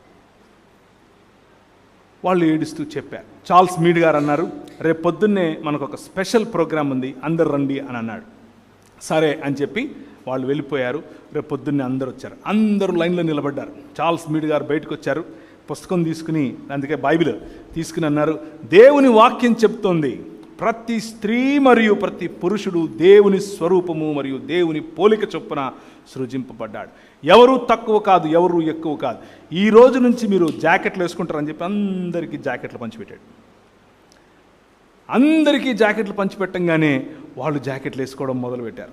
వాళ్ళు జాకెట్లు వేసుకోవడం మొదలుపెట్టగానే ఆ స్థానికంగా ఉన్నటువంటి ఈ కులోన్మాదులు, మతోన్మాదులు, లేకపోతే అధికార అహంకారం కలిగినటువంటి వారు ఏం చేశారంటే నాయరు అనే సమాజాన్ని పిలిచారు. నాయర్ అనే సమాజాన్ని పిలిచి నాయరులకు అని చెప్పారు, అరే క్షత్రియ జాతి ఇప్పుడు ఎక్కువగా లేదు కాబట్టి మీరే ఇప్పటి నుంచి క్షత్రియులు రా, ఇదిగో కత్తులు తీసుకోండి, వెళ్ళండి, దొరికినట్టు తెగ నరకండి. ఏం నరకాలి? స్తనాలు, వక్షాలు నరకాలి, వక్షోజాలు నరకండి. ఎందుకు అనంటే వాళ్ళకంత ధైర్యమా, వాళ్ళకంత అంత కొవ్వ, మా ముందు వాళ్ళు బట్టలు వేసుకుంటారా? మనం ఇప్పుడు ఏమనుకుంటున్నామనంటే ఇది సనాతన కాలం నుంచి వచ్చినటువంటి సాంప్రదాయం. చూసారా మా చీరలు ఎంత బాగుంటాయో, ఎంత అందంగా మేము డ్రెస్ చేసుకుంటాం. మిషనరీలు నేర్పించారు మనకు. మీరు గౌరవప్రదంగా బ్రతకటం, మనం గౌరవప్రదంగా బ్రతకటం ఈ 66 పుస్తకాలు ఉన్నటువంటి వాక్యము నేర్పించింది. దేవునికి స్తోత్రం కలుగును గాక. 66 పుస్తకాలు ఉన్నటువంటి ఈ వాక్యము మనిషిని మనిషిగా మారుస్తుంది అని చెప్పటానికి ఒక చిన్న ఉదాహరణ చెప్తున్నాను. ఆ తర్వాత నాయరు సమాజం వాళ్ళు తీసుకుని వచ్చి నాడార్ సమాజం వాళ్ళని ఒక 4 స్త్రీలు మార్కెట్లో చేపలు అమ్ముతూ దొరికారు. చేపలు, రేగిపండ్లు ఇలాంటివి పెట్టుకుని అమ్ముతూ ఉంటే జాకెట్లు వేసుకున్నారు కాబట్టి వాళ్ళని పిలిచి వాళ్ళ జాకెట్లు అందరి ముందు కత్తులతో చించేసి వాళ్ళను ఒక బులక్ కార్ట్స్ అంటే మన ఎద్దుల బండ్లకు కట్టి ఆ ఎద్దుల బండ్లతో ఊరేగించారు, బట్టలు లేకుండా, అంటే పై వస్త్రాలు లేకుండా. ఇలాగే ఉండాలి అని చెప్పారు. ఇలా ఉంటేనే మీరు ఇక్కడ బతుకుతారు, లేకపోతే మీ కర్మ అన్నారు. ఆ రోజు రాత్రి ఒక స్కెచ్ గీశారు. చార్ల్స్ మీడ్ గారి ఇంటి మీద అటాక్. మీడ్ గారి ఇంటి ఆ బంగ్లా మొత్తం తగలబెట్టారు. చార్ల్స్ మీడ్ గారు అన్నారు, ప్రార్థించుదము, ఇక్కడ నుంచి పారిపోవుదము. నో. మిషనరీ ఉద్యమం ఎలా జరిగింది? ఈ 66 పుస్తకాలు ఉన్నటువంటి వాక్యము, ఈ దేవుని వాక్యము ఒక శక్తిగా ఎలా పనిచేసింది. చార్ల్స్ మీడ్ గారు అంతటితో వదలలేదు. దాన్ని మొత్తం కవర్ చేశారు. దాన్ని మొత్తం విలేకరుల ద్వారా కవర్ చేయించి పేపర్లలో ప్రింట్స్ వేయించారు. ఆ ప్రింట్స్ ఇక్కడ కాదు, లండన్లో కూడా వెళ్ళాయి. ఎక్కడెక్కడైతే బ్రిటిష్ సామ్రాజ్యం విస్తరించిందో అన్ని చోట్ల భారతదేశంలో ఇటువంటి భయంకరమైనటువంటి యాంటీ హ్యుమానిటేరియన్, మానవులకు వ్యతిరేకమైనటువంటి లాస్ ఉన్నాయి, చట్టాలు ఉన్నాయి అని చెప్పుకుంటూ ప్రతి చోట అవి పబ్లిష్ చేయబడ్డాయి. లండన్ హౌస్ ఆఫ్ కామన్స్ అంటే ఈరోజు మనకు ఉన్నటువంటి ఢిల్లీలో ఉన్నటువంటి పార్లమెంట్. లండన్ హౌస్ ఆఫ్ కామన్స్లో ఎంపీలు నిలబడి మాట్లాడుతున్నారు. అందులో ఒకరు మన కోసం నిలబడేటటువంటి వారు విలియం విల్బర్ఫోర్స్ గారు. ఆయన మరియు ఆయనతో పాటు కలిసి సహచరులుగా ఉన్నటువంటి వారు, అలాంటి వారు ఎంతోమంది ఉండేవారు ఆ రోజుల్లో. దేవుని వాక్యము అనేటటువంటి 66 పుస్తకాలు ఉన్నటువంటి ఈ బైబిల్ గ్రంథము యొక్క దృక్పథము తెలిసిన వారు. ఆ దృక్పథాన్ని ఎరిగిన ఆ వ్యక్తులు ఏం చేశారు అనంటే అందరి ముందు పోరాడారు. No, the women of India are equally in the image of God. The women of India are equally beautiful in the image of God. The women of India have rights to wear what they want to wear. ఈరోజు మనకు వచ్చి కబుర్లు ఏం చెప్తున్నారు? మీరు పాశ్చాత్య సమాజం సంస్కృతిని చేసుకుంటున్నారు, పొట్టి బట్టలు వేసుకుంటున్నారు. మీరు అసలు బట్టలు వేయించలేదు కదా. అసలు బట్టలు అనే దృక్పథం ఎక్కడి నుంచి వచ్చింది? 66 పుస్తకాలు ఉన్నటువంటి బైబిల్ నుంచి వచ్చింది. బట్టలు వేసుకుని గౌరవప్రదంగా బ్రతకాలి అనేటటువంటి దృక్పథం ఈ పుస్తకం నేర్పించింది. ఎవరికి? అందరికీ. మీరెవరికని చెప్తున్నారు? కొందరికే. సో ఈ నాయర్ సమాజం వారు అలా చేసిన తర్వాత కొద్ది రోజులకు ప్రపంచమంతట్లో కూడా ఈ ఈ ఈ విషయం తెలిసిపోయింది. ఇలా జరుగుతోంది. అక్కడి నుంచి రాణి, అనగా బ్రిటిష్ సామ్రాజ్యానికి చెందిన రాణి ఒక లేఖ రాసింది ట్రాంక్ బార్లో ఉన్నటువంటి అధికారులకు. మేము మీ వ్యక్తిగత లేకపోతే మీ చట్టాల్లోకి జోక్యం చేసుకోవడం మాకు ఇష్టం లేదు, కానీ ఇది బ్రిటిష్ సామ్రాజ్యంలో ఒక భాగం కాబట్టి మిమ్మల్ని రిక్వెస్ట్ చేస్తున్నాం, ఇలాంటి అల్లర్లు జరగకుండా చూసుకోండి. బ్రిటిష్ అధికారులు ఏమంటున్నారు? పిలాతులాగా చేయగడుక్కుంటున్నారు. మాకెందుకురా బాబు ఇవన్నీ, ఏదో నువ్వు మేనేజ్ చేసుకో, ఇట్లాంటి బయటికి రాకుండా చూసుకో అని చెప్తున్నారు. కానీ చార్ల్స్ మీడ్ గారు అంతటితో వదలలేదు. చార్ల్స్ మీడ్ గారు మళ్ళీ ఒక మీటింగ్ పెట్టారు. రండి అందరూ అన్నారు. మొత్తం నాడార్ సమాజం మళ్ళీ వచ్చారు. నాడార్ సమాజానికి మళ్ళీ జాకెట్లు పంచాడు. కలర్ఫుల్ జాకెట్లు పంచాడు ఈసారి, ఎక్స్పెన్సివ్ జాకెట్లు పంచాడు ఈసారి.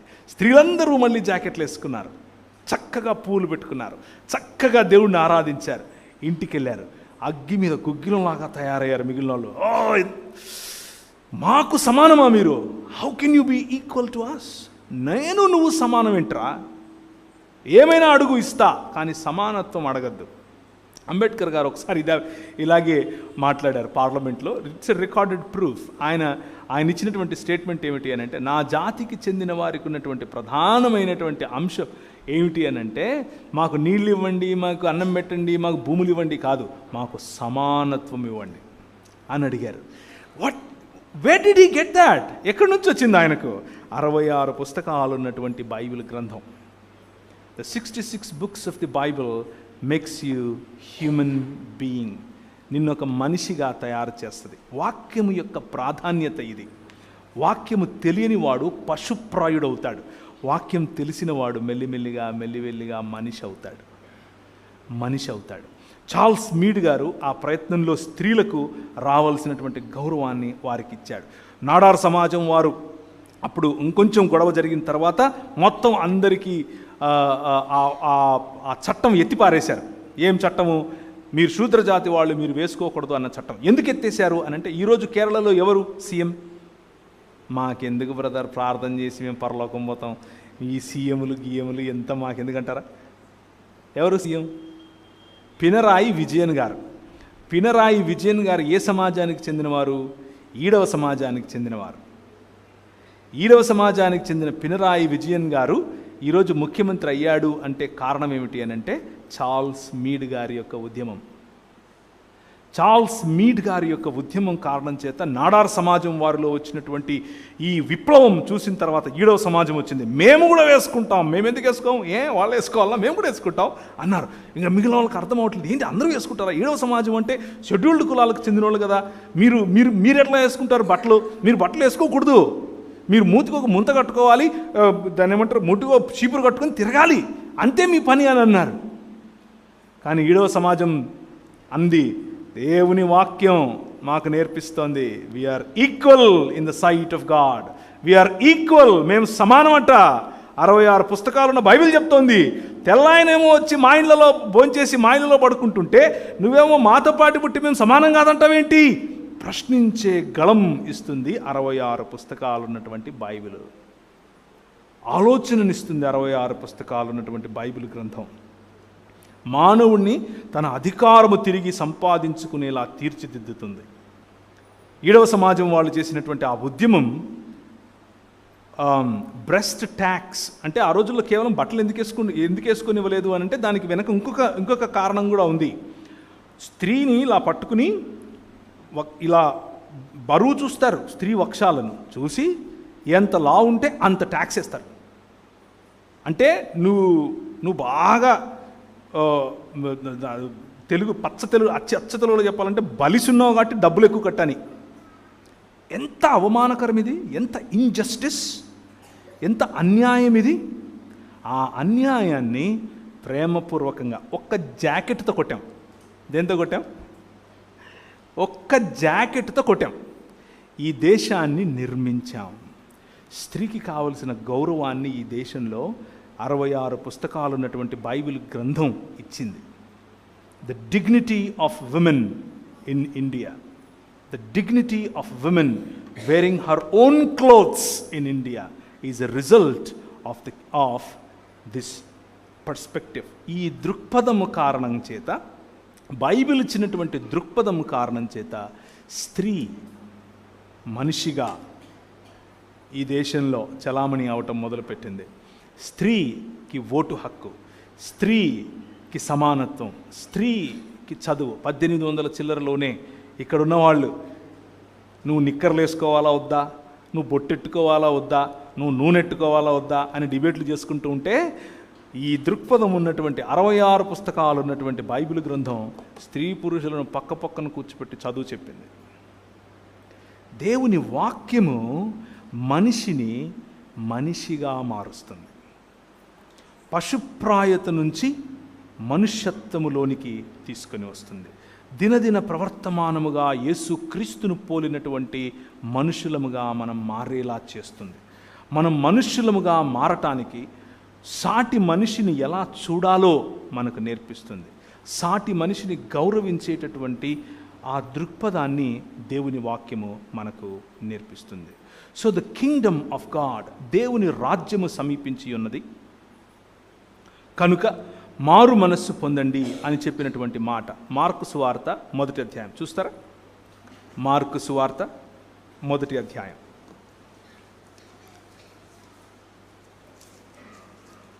వ్రాయబడినటువంటి సువార్తలలో మొదటి సువార్త మార్కు సువార్త.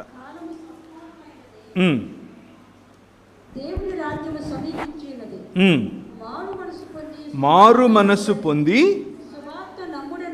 సువార్త నమ్ముడని చెప్పుచు దేవుని సువార్త ప్రకటించుచు గలిలయకు వచ్చెను. సువార్త అంటే అర్థం ఏమిటి అని అంటే, శుభవార్త అంటే అర్థం ఏమిటి అని అంటే మంచి మాట అని. మంచి మాట. ఏంటా శుభవార్త అనంటే, మనం ఎదురు చూస్తూ ఉన్నటువంటి మెస్సియా వచ్చేశాడు అని చెప్పేటటువంటి శుభవార్త. మనం ఎదురు చూస్తూ ఉన్నటువంటి మన రాజు వచ్చేశాడు అని చెప్పేటటువంటి వార్త. మనం ఎదురు చూస్తూ ఉన్నటువంటి నిజమైన మనిషి వచ్చాడు అని చెప్పేటటువంటి వార్త.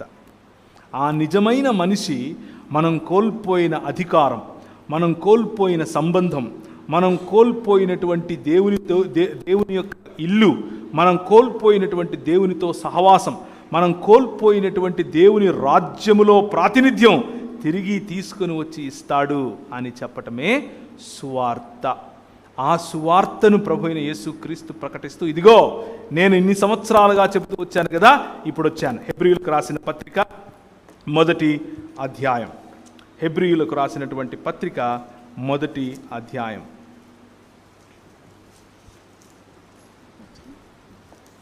మొదటి వచనం నుంచి చదవాలి. పూర్వకాలమందు నానా సమయములలో నానా విధములుగా ప్రవక్తల ద్వారా మన పితరులతో మాటలాడిన దేవుడు ఈ దినముల అంతమందు కుమారుని ద్వారా మనతో మాటలాడెను. ఆయన ఆ కుమారుని సమస్తమునకును వారసునిగా నియమించెను. ఆయన ద్వారా ప్రపంచములను నిర్మించెను. ఆయన దేవుని మహిమ యొక్క తేజస్సును తన తత్వము యొక్క మూర్తిమంతత్వమునై ఉండి తన మహత్తు గల మాట చేత సమస్తమును నిర్వహించుచు పాపముల విషయములో శుద్ధీకరణము తానే చేసి దేవదూతల కంటే ఎంత శ్రేష్టమైన నామమును పొందెనో వారికంటే అంత శ్రేష్ఠుడై ఉన్నత లోకమందు మహామహుడగు దేవుని కుడిపార్శ్వమున కూర్చుండెను. ఇది దేవుని వాక్యమును గురించినటువంటి చెప్పేటటువంటి మాట. దేవుని యొక్క మాట అనంటే, దేవుడు మనిషితో, మనిషి గురించి, ఒక నిజమైన మనుష్యుడు అయినటువంటి క్రీస్తును గురించి పలుకుతూ వస్తున్నటువంటి మాట. అందుకనే క్రీస్తుకు రెండవ లేకపోతే కడపటి ఆదాము అన్న పేరు. ఒక ఆదాము ఓటమి మరొక ఆదాము యొక్క గెలుపులో సంపూర్ణం చేసినటువంటి దేవుని సంకల్పం. ఆ సంకల్పమును మనకు తెలియచేయటమే వాక్యముకున్నటువంటి ప్రధాన లక్ష్యం. ఏం చేశాడు, ఏం సంకల్పమును ఎలా చెప్పాడు?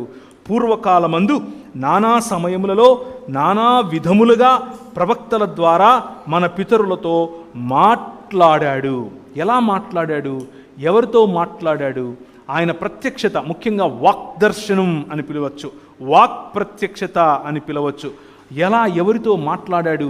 ఒక మాట చేత సృష్టించినటువంటి దేవుడు తనను తాను నేను భూమ్యాకాశములకు దేవుణ్ణి, నేను నక్షత్రములకు దేవుణ్ణి, నేను సూర్యచంద్రాదులకు దేవుణ్ణి అని చెప్పుకోవడం మానేసి, ఖురాన్లో ఇలా ఉంటుంది అల్లాను గురించినటువంటి మాటలు, నేను సూర్యునికి దేవుణ్ణి, సూర్యుని సాక్షిగా చెప్తున్నాను, చంద్రుని సాక్షిగా చెప్తున్నాను, కలం సాక్షిగా చెప్తున్నాను, ఆ కలంలో సిరాగా పోసినటువంటి సముద్రముల సాక్షిగా చెప్తున్నాను అని అల్లా చెప్తాడు.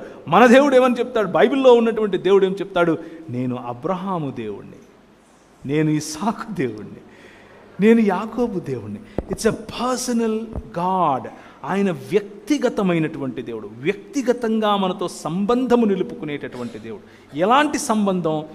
మాట ద్వారా సంబంధం, తన సన్నిధిని ఇవ్వటం ద్వారా సంబంధం, తనతో ఆజ్ఞను ఇవ్వటమే కాదు, తన పైన ఆశీర్వాదములు ఇవ్వటం, ఆ ఆశీర్వాదాన్ని నెరవేర్చి చూపించేటటువంటి వాక్ దర్శనమిచ్చినటువంటి దేవుడు.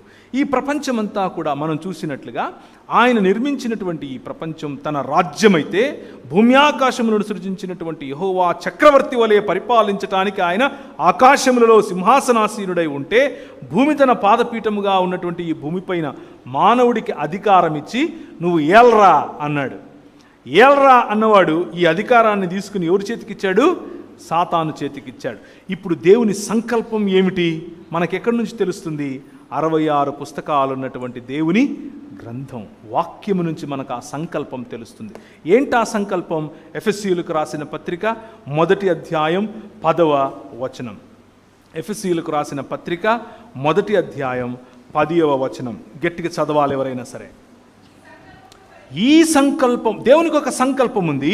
ఆ సంకల్పాన్ని బట్టి ఆయన ఏదో చేయాలనుకుంటున్నాడు. ఏం చేయాలనుకుంటున్నాడు? పరలోకమందున్నవే గాని భూమి మీద ఉన్నవే గాని సమస్తమును క్రీస్తునందు ఏకముగా సమకూర్చాలని తనలో తాను నిర్ణయించుకున్నాడు. దేవుని సంకల్పం ఏమిటి అని అంటే, to unite the heavens and the earth, భూమి ఆకాశములను ఐక్యపరచటం. క్రీస్తు అనే నిజమైన మానవుడు, క్రీస్తు అనే నిజమైన దేవుడు, ఈ దేవుడు మరియు మానవుడు అయితే దైవమానవుడైనటువంటి ఈ క్రీస్తులో భూమి ఆకాశములను కలపటం ఆయన సంకల్పం. ఇంతకుముందు ఏ విధంగా అయితే అగాధము లేనటువంటి సహవాసములో మనిషి మరియు మానవుడు మనిషి మరియు దేవుడు జీవించారో, అటువంటి స్థితిలోనికే, షలోం అనేటటువంటి స్థితిలోనికి తిరిగి మనల్ని తీసుకొని రావాలి అని అనుకున్నాడు. ఆ శుభ వార్త, ఆ మాట మనకు చెప్పటానికి పూర్వకాలమందు నానా విధాలుగా ప్రవక్తల ద్వారా మనకు ఆ మాట చెప్తూ వచ్చాడు. ఒక్కసారి బ్రషప్ చేసుకునేందుకు ప్రయత్నం చేద్దాం. మొట్టమొదటిసారిగా ఈ అగాధములోనికి, లేకపోతే దేవుడు భూమి ఆకాశముల మధ్య ఇంత అగాధానికి కారణమైనటువంటి మానవ సమాజాన్ని రక్షించటం కోసం 3 దినములైన తరువాత తిరిగి లేపుతాను అని హోషియా గ్రంథం 6వ అధ్యాయంలో చెప్పిన మాటను నిలబెట్టుకునే ప్రక్రియలో, ఆ ప్రణాళికలో, లేకపోతే ఆ సంకల్పములో భాగంగా నోవహుతో ఏం చేశాడు? చెప్పండి. నోవహుతో ఏం చేశాడు? మాట్లాడాడు. మాట, వాక్యం. నోవహు ఇది చేయి అని అన్నాడు. చిత్తం ప్రభువా అని నోవహు చేశాడు. నశించిపోయే మానవ సమాజాన్ని తిరిగి తన కుటుంబముగా, తిరిగి తన రాజ్యముగా, తిరిగి తను రాజుగా, వారు తన ప్రజలుగా, తిరిగి తను కాపరిగా మరియు ఆయన పాలించు గొర్రెలుగా, తిరిగి తను భర్తగా మరియు మానవ సమాజం తన భార్యగా, తను ప్రియుడుగా మరియు తన ప్రియురాలిగా మానవ సమాజం, ఇలా వేరు వేరు సాదృశ్యాలతో మాట్లాడుతూ మనుష్యులను తన కుటుంబంలో భాగముగా, నేను తండ్రిని మీరు నా పిల్లలు అనేటటువంటి సాదృశ్యంతో మాట్లాడుతూ ప్రభు నోవహుతో మళ్ళీ నూతన సృష్టి కార్యాన్ని మొదలుపెట్టాడు. క్రొత్త సృష్టి అన్నది నోవహు ద్వారా మొదలైంది. ఆ నోవహు ద్వారా మొదలైన సృష్టి తర్వాత మళ్ళీ పాపపు యొక్క ఛాయలు మెల్లిమెల్లిగా పెరుగుతూ ఉన్న సమయంలో మళ్ళీ వాక్కు ఎవరికి? అబ్రహాముకు. అబ్రహాము, నీ ఉన్నటువంటి నీ దేశము, నీ పితరులు, నీ కుటుంబము, నీ లోక మర్యాద ఇది కాదు. నేను ఒక రాజ్యం నిర్మించబోతున్నాను, నేను ఒక నూతన సృష్టిని చేయబోతున్నాను, నీ ద్వారా ప్రపంచములను ఆశీర్వదిస్తానయ్యా, నీకు అర్థం కావట్లేదు, నా మాటను నమ్ముతావా అన్నాడు. ఓకే అని ఆయన స్టెప్డ్ అహెడ్, ఆయన ముందుకు రావటం మొదలుపెట్టాడు. వాక్యము యొక్క ప్రాధాన్యత ఏమిటి అని అంటే, ఆ వాక్యము నీ చెవిన పడిన తర్వాత నీ స్పందన ఎస్ నేను చేస్తాను అనంటే, నీ ద్వారా ఆయన ప్రపంచములను ఆశీర్వదిస్తాడు, నీ ద్వారా ప్రపంచములను కడతాడు, నీ ద్వారా సమాజాన్ని కడతాడు, నీ ద్వారా మానవులుగా చేస్తాడు, నీ ద్వారా మానవులను దేవుని కుటుంబములో భాగంగా చేస్తాడు, నీ ద్వారా మనుషులను తిరిగి దేవుని యొక్క బిడ్డలుగా, దేవుని యొక్క కాపరిత్వము క్రింద ఉండే గొర్రెలుగా, దేవుని యొక్క రాజ్యములో పౌరులుగా, దేవుడు తండ్రి అయితే వీరు పిల్లలుగా ఉండేందుకు అవకాశం ఇస్తాడు. ఆ అవకాశం మొదట నోవహుతో నిబంధన, రెండవదిగా అబ్రహాముతో నిబంధన, ఆ తరువాత ఇస్సాకు, యాకోబు పిల్లలైనటువంటి ఇశ్రాయేలుతో నిబంధన. ఇశ్రాయేలు, నేను పేరు పెట్టి పిలిచినవాడా, ఇశ్రాయేలు నీ భాగ్యం ఎంత గొప్పది, యెహోవా నీకు విమోచనకర్తగా ఉన్న నీ భాగ్యం ఎంత గొప్పది. ద్వితీయోపదేశ కాండం 33వ అధ్యాయం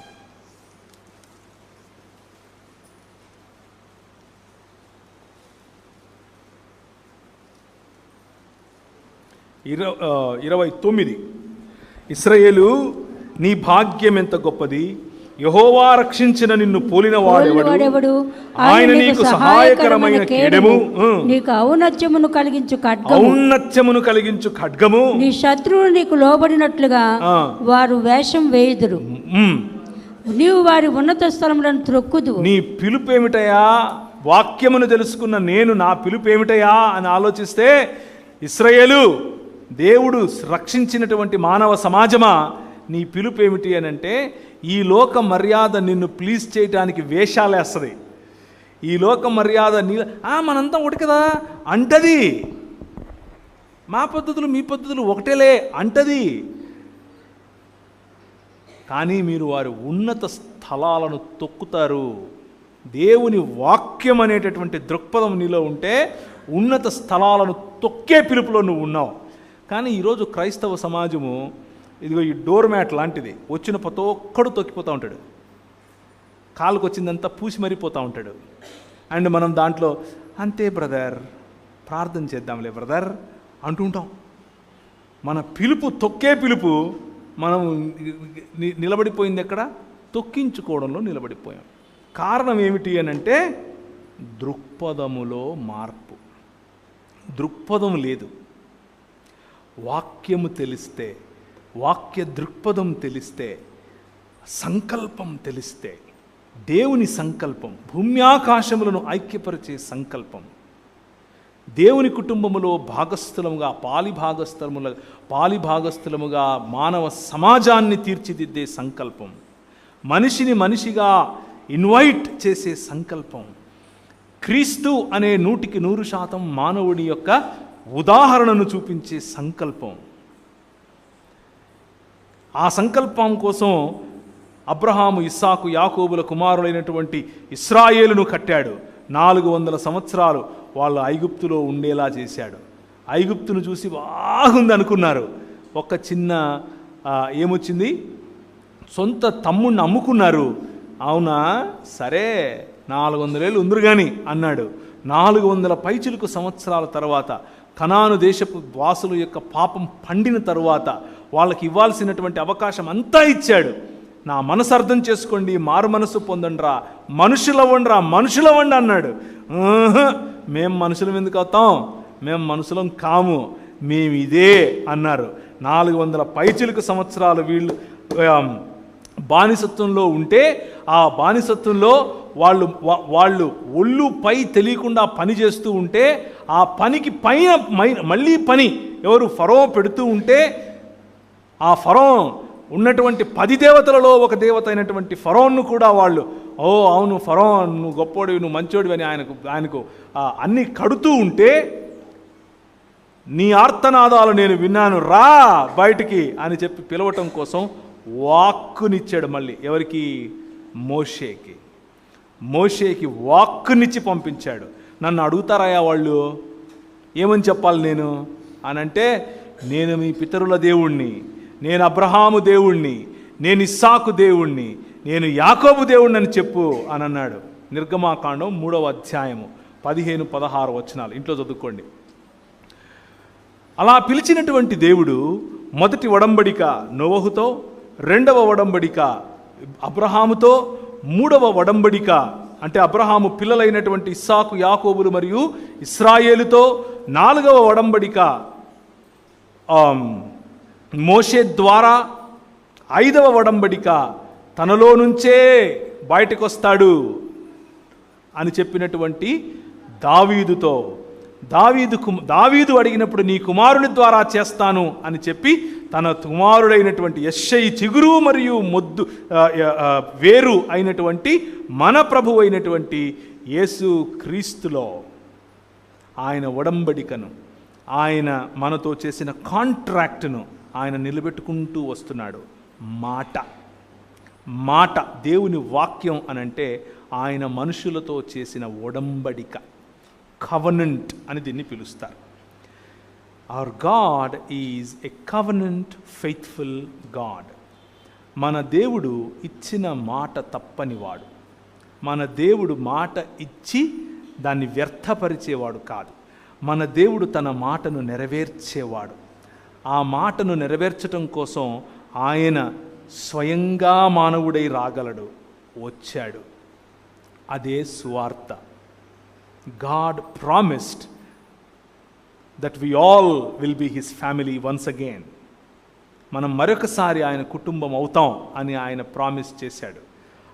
దానిని ప్రభు అయిన యేసు క్రీస్తులో ఆయన సంపూర్ణం చేశాడు. ఆది యోహాను సువార్త 1వ అధ్యాయం. మనం హెబ్రీయులకు రాసిన పత్రికలో 1వ అధ్యాయం చదివాం. నానా కాలముల యందు దేవుడు నానా విధములుగా ప్రవక్తల ద్వారా మన పితరులతో మాట్లాడిన దేవుడు ఆ దినముల అంతమందు కుమారుని ద్వారా మనతో మాట్లాడాడు. ఈ కుమారుడు ఎవరు? యోహాను సువార్త 1వ అధ్యాయం. ఆదియందు వాక్యము ఉండెను, వాక్యము దేవుడు యొద్ద ఉండెను, వాక్యము దేవుడై ఉండెను, ఆయన ఆదియందు దేవుని యొద్ద ఉండెను. సమస్తము ఆయన మూలముగా కలిగెను, కలిగి ఉన్నదేదియు ఆయన లేకుండా కలగలేదు. ఇప్పుడు 12 రండి, 14. ఆ వాక్యము శరీరధారి అయి కృపాసత్య సంపూర్ణుడిగా మన మధ్య నివసించెను. ఆది కాలమందు నానా సమయాలలో, నానా ప్రాంతాలలో, నానా విధాలుగా మాట్లాడినటువంటి ఈ వాక్యము, దేవుని యొక్క వాక్యము ఇప్పుడు పర్సానిఫికేషన్, వ్యక్తిత్వమును సంపాదించి వ్యక్తిగా, నువ్వు నేను ఏ విధంగా అయితే the flesh and the bones అని పిలుస్తాం, రక్తమాంసములు కరిగినటువంటి ఈ మానవుడుగా ఆయన మన మధ్యకు రావటం. ఆ మానవుడుగా వచ్చినటువంటి ఆయన ఈ 3 మాటలతో, అనగా వాక్యము యొక్క శక్తితో ఆయన ఈ లోక మర్యాదను నేర్పిస్తూ వస్తూ ఉన్నటువంటి, ఈ లోక మర్యాదలోనికి ప్రలోభ పెడుతున్నటువంటి సాతానును 3 సమాధానాలు వాక్యములో నుంచే ఇచ్చి తరిమి కొట్టడం మనం చూస్తాం. ఇక్కడ ఇంకొక విషయాన్ని నేను మీకు ప్రస్తావించి ముగిస్తాను. సాతానుతో జరుగుతున్నటువంటి ఆ మాటలలో ప్రభు అయిన యేసుక్రీస్తుతో సాతాను ఏ విధంగా మాట్లాడుతున్నాడు? మొదటి ప్రశ్న ఏంటి? నువ్వు రొట్టెలు చేసుకో రాళ్ళను అని అన్నాడు. కానీ దానికి వాక్యం కోట్ చేయలా. ప్రభు మాత్రం వాక్యం కోట్ చేసి నోరు మూసుకో అన్నాడు. అర్రే, ఈయన ఏదో దృక్పథం బాగుంది, ఈయన కరెక్ట్ దృక్పథంలో ఉన్నాడే, సో మనం ఈయనను కొట్టాలంటే ఏం చేయాలా? మనం కూడా అదే దృక్పథం పెట్టుకోవాలా అని అనుకున్నాడు. నెక్స్ట్ వాక్యంతో వచ్చాడు. ఏ వాక్యంతో వచ్చాడు? మరి నీకోసం దేవదూతలను ఇస్తాడంట కదా, దూకు అని అన్నాడు. ఈయన మళ్ళీ వాక్యంతోనే కొట్టాడు, నీ దేవుడైన యెహోవా నువ్వు. సో ఈ లోక మర్యాద మనము సరైన దృక్పథములో నడుస్తున్నప్పుడు, వాక్యం అనే దృక్పథంలో నడుస్తున్నప్పుడు, వాక్యం అనే దృక్పథాన్ని మనం ప్రజలకు చెబుతూ ఉన్నప్పుడు, ఆ వాక్యాన్నే తీసుకుని నిన్ను ఈ లోక మర్యాదలోనికి పిలిచే ప్రయత్నం చేస్తుంది. ఆ వాక్యాన్నే వక్రీకరించి మరీ నిన్ను తన మర్యాదలోనికి రమ్మని పిలుస్తుంది. సాతాను చేసింది ప్రతి ఒక్కసారి అదే. కానీ వాక్యము శరీరధారి అయి వచ్చాడు, కృపాసత్య సంపూర్ణుడిగా వచ్చాడు. ఆయన దగ్గర పప్పులు ఉడకలా. ఆయనను తెలుసుకున్నటువంటి మనం, ఆయన అడుగుజాడలలో నడవాలి అని నిర్ణయించుకున్నటువంటి మనం, ఆయన జీవన విధానాన్ని మనకొక మాదిరిగా చేసుకున్న మనం, ఆయన జీవన విధానం ద్వారా మనము మారాలి, మనము అలా బ్రతకాలి అని ఆలోచించిన మనం, మనకు వాక్యం ఇచ్చేటటువంటి, లేకపోతే వాక్యం అనే ఖడ్గము నేర్పేటటువంటి మాట. రోమీయులకు రాసిన పత్రిక 12వ అధ్యాయం. మీరు ఈ లోక మర్యాదను అనుసరింపక, 2వ వచనం, ఉత్తమమును అనుసరింపగా ఉత్తమమును అనుకూలమును సంపూర్ణమును అయ్యున్న దేవుని చిత్తమేదో పరీక్షించి తెలుసుకొనున్నట్లు మీ మనస్సు మారి నూతనమగుట వలన రూపాంతరము పొందుడి. దేవుని చిత్తము, లేకపోతే దేవుని హృదయము, లేకపోతే దేవుని సంకల్పము, లేకపోతే దేవుని మాట, లేకపోతే దేవుని అంతరంగము, లేకపోతే దేవుని యొక్క కార్యాచరణ అన్నదే వాక్యము. వాక్యములోనే అది తెలుస్తుంది. అలా తెలిసినప్పుడే మనం రూపాంతరము చెందుతాం. ఆ వాక్యమును చదివినప్పుడే మనకు అది సాధ్యపడుతుంది. ఈ లోక మర్యాదను అనుసరింపకుండా ఉండాలి అనంటే, మనిషిగా మారాలి అనంటే 66 పుస్తకాలు ఉన్నటువంటి ఈ వాక్యం ఒక్కటే మార్గం, వేరే ఏ మార్గము లేదు.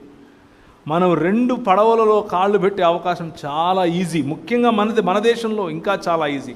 ఒక చిన్న ఘటన చెప్తాను. ఈరోజు ఉదయం జరిగినటువంటి ఘటన.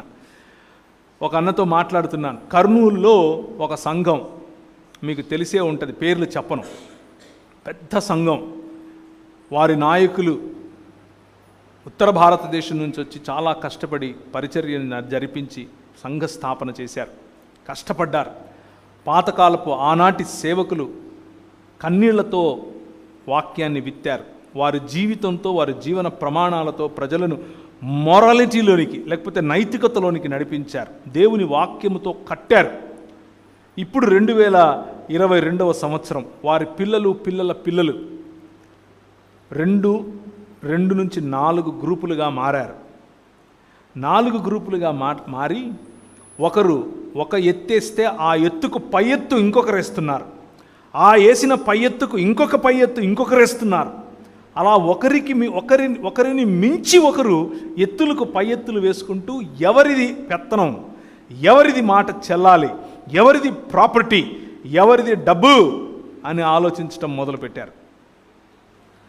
సంపద, అధికారం అనగా పెత్తనం, రైట్, మరియు భూమి.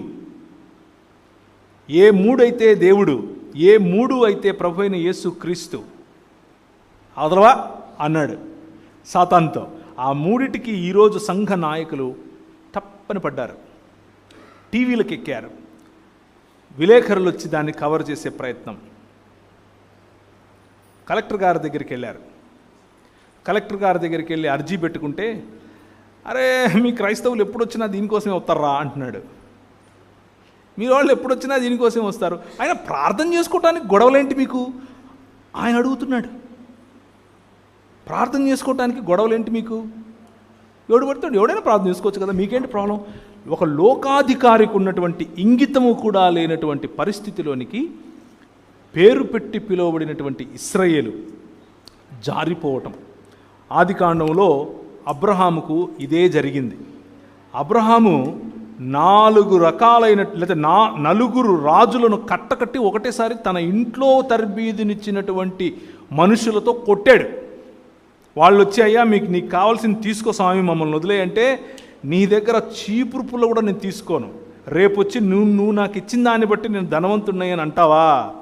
No no no no no, నా దేవుడైన యెహోవా నన్ను ఆశీర్వదించగలడు అని చెప్పినటువంటి అంత గొప్ప విశాల హృదయం ఉన్నటువంటి ఈ అబ్రహాముకు ఆ విశాల హృదయం, ఆ దృక్పథం ఎలా వచ్చింది? సారమ్మను తీసుకుని కనాను ప్రాంతానికి వస్తే ఎదురుగా ఒక చిన్న అకాలం వచ్చింది, లేకపోతే చిన్న కరువు వచ్చింది. ఆ కరువుకు ఎదురుగా చూస్తే ఐగుప్తు కనిపిస్తుంది, పచ్చగా ఉంది. ఊరికే అలా వెళ్ళొద్దాం అనుకున్నాడు. ఆయన వెళ్ళడానికి ముందే ఐగుప్తు లోపలికి వచ్చింది. ఆయన ఇంకా ఐగుప్తులోకి పోలా, కానీ ఐగుప్తు లోపలికి వచ్చింది. ఏమంటున్నాడు? సారమ్మ సారమ్మ, నువ్వు చాలా అందంగా అంటావు కదే, నువ్వు నా చెల్లెలు అని చెప్పేసి అంటున్నాడు. ఐగుప్తులోనికి వెళ్ళాలన్న ఆలోచన చాలు నిన్ను ఐగుప్తియునిగా చేయటానికి. ఈ లోక మర్యాదలోనికి వెళదామన్న ఆలోచన చాలు నిన్ను ఈ లోకస్తునిగా చేయటానికి. చివరికి ఆ దేశ రాజు ఎవరైతే చారమ్మని తీసుకుని వెళ్ళి పెళ్లి చేసుకోవాలనుకున్నాడో, ఏమయ్యా బుద్ధుందా నీకు? భార్యను పట్టుకొని చెల్లెలంటావేంటి? నేను చెప్పాల్సి వచ్చిందా నీకు?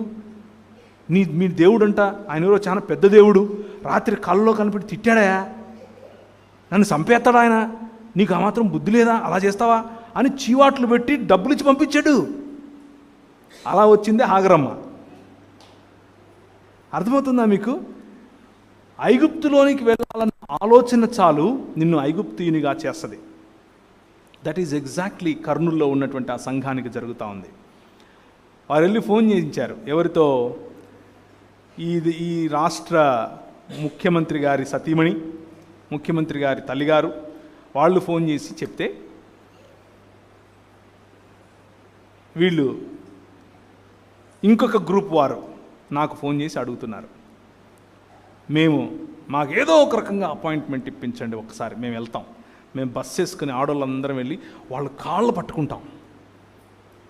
ఎవరి కాళ్ళు పట్టుకుంటారు? ఎవరి కాళ్ళు పట్టుకుంటారు?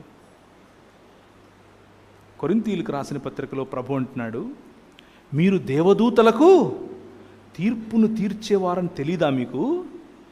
ఈ లోకంలో ఈ లోక మర్యాద చొప్పున మీరు మీలో తీర్పులు తీర్చుకోవాల్సిన, ఒకరినొకరు క్షమించుకోవాల్సిన మీరు బయటికి వెళ్ళి రచ్చబెట్టి వాళ్ళ కాళ్ళు పట్టుకుంటారా అని అప్పుడే చెప్పాడు పౌలు. ఈ లోక మర్యాద, బైబిల్ చదువుతూనే ఉంటాం, తిరుగుతూనే ఉంటాం, ప్రార్థన చేస్తూనే ఉంటాం, పరలోకమందున్న మా తండ్రి నీ నామం పరిశుద్ధపరచబడునుగాక, నీ రాజ్యం వచ్చునుగాక, నేను పోవునుగాక అనే టైప్లో బ్రతుకుతాం. ఆయన వచ్చేది లేదు. ఆయన వస్తే మనం అందరూ సమానమైపోతుల్లా. ఆయన రాజ్యం ఎలా వస్తుంది? మనం వెళ్ళి ఇంకొకరి కాళ్ళు పట్టుకుందాం.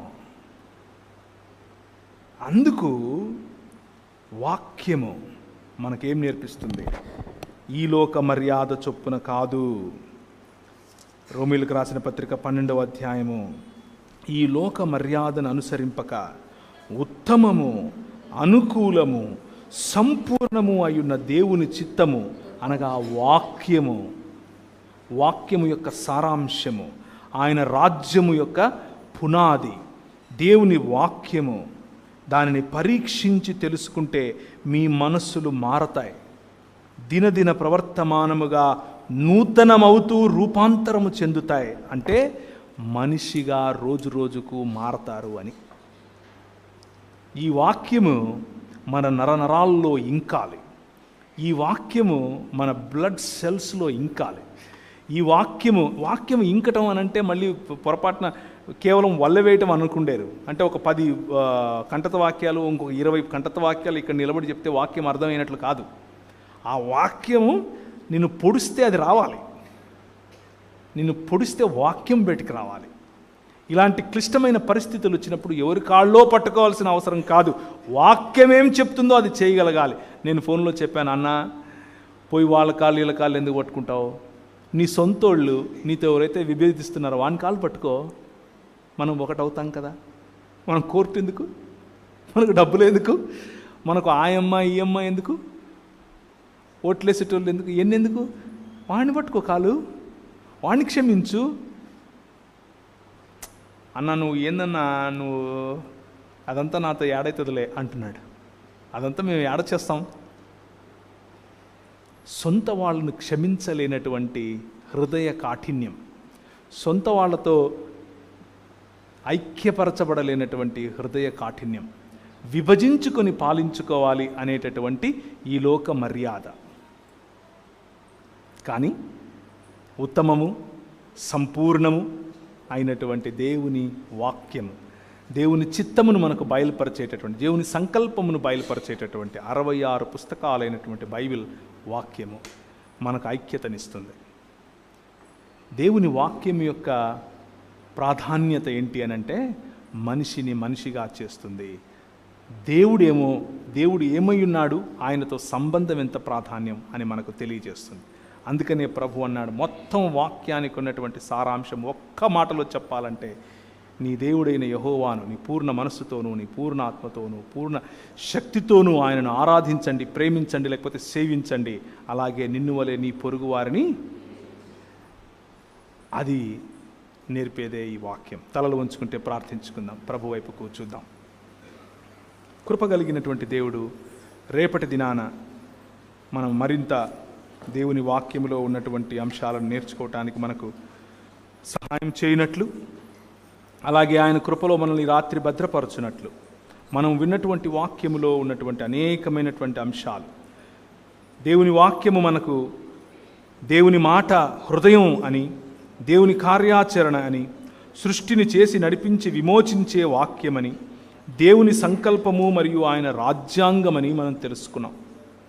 అయితే అంతటితో ఆగక పురాతన కాలం నుంచి మనతో మాట్లాడుతూ, మన పితరుల ద్వారా, మన ప్రవక్తల ద్వారా మాట్లాడుతూ వస్తున్నటువంటి ఈ మాట, కృపాసత్య సంపూర్ణుడై మన మధ్య నివసించటానికి వచ్చినటువంటి మన ప్రభువు, మనిషిగా వచ్చినటువంటి మన ప్రభువు అనే ఈ వాక్యము మనిషిని మనిషిగా చేస్తుందని, మనిషికి గుర్తింపునిస్తుందని, స్త్రీలకు గుర్తింపు మరియు గౌరవం ఇచ్చిందని, మనిషికి దేవునికి సంబంధం ఏర్పరుస్తుందని, మనిషికి మధ్య అన్యోన్యతను, ఆత్మీయతను పెంచుతుందని, మనిషి యొక్క హక్కులను, అధికారాన్ని, బాధ్యతను నేర్పుతుందని మనం తెలుసుకున్నాం.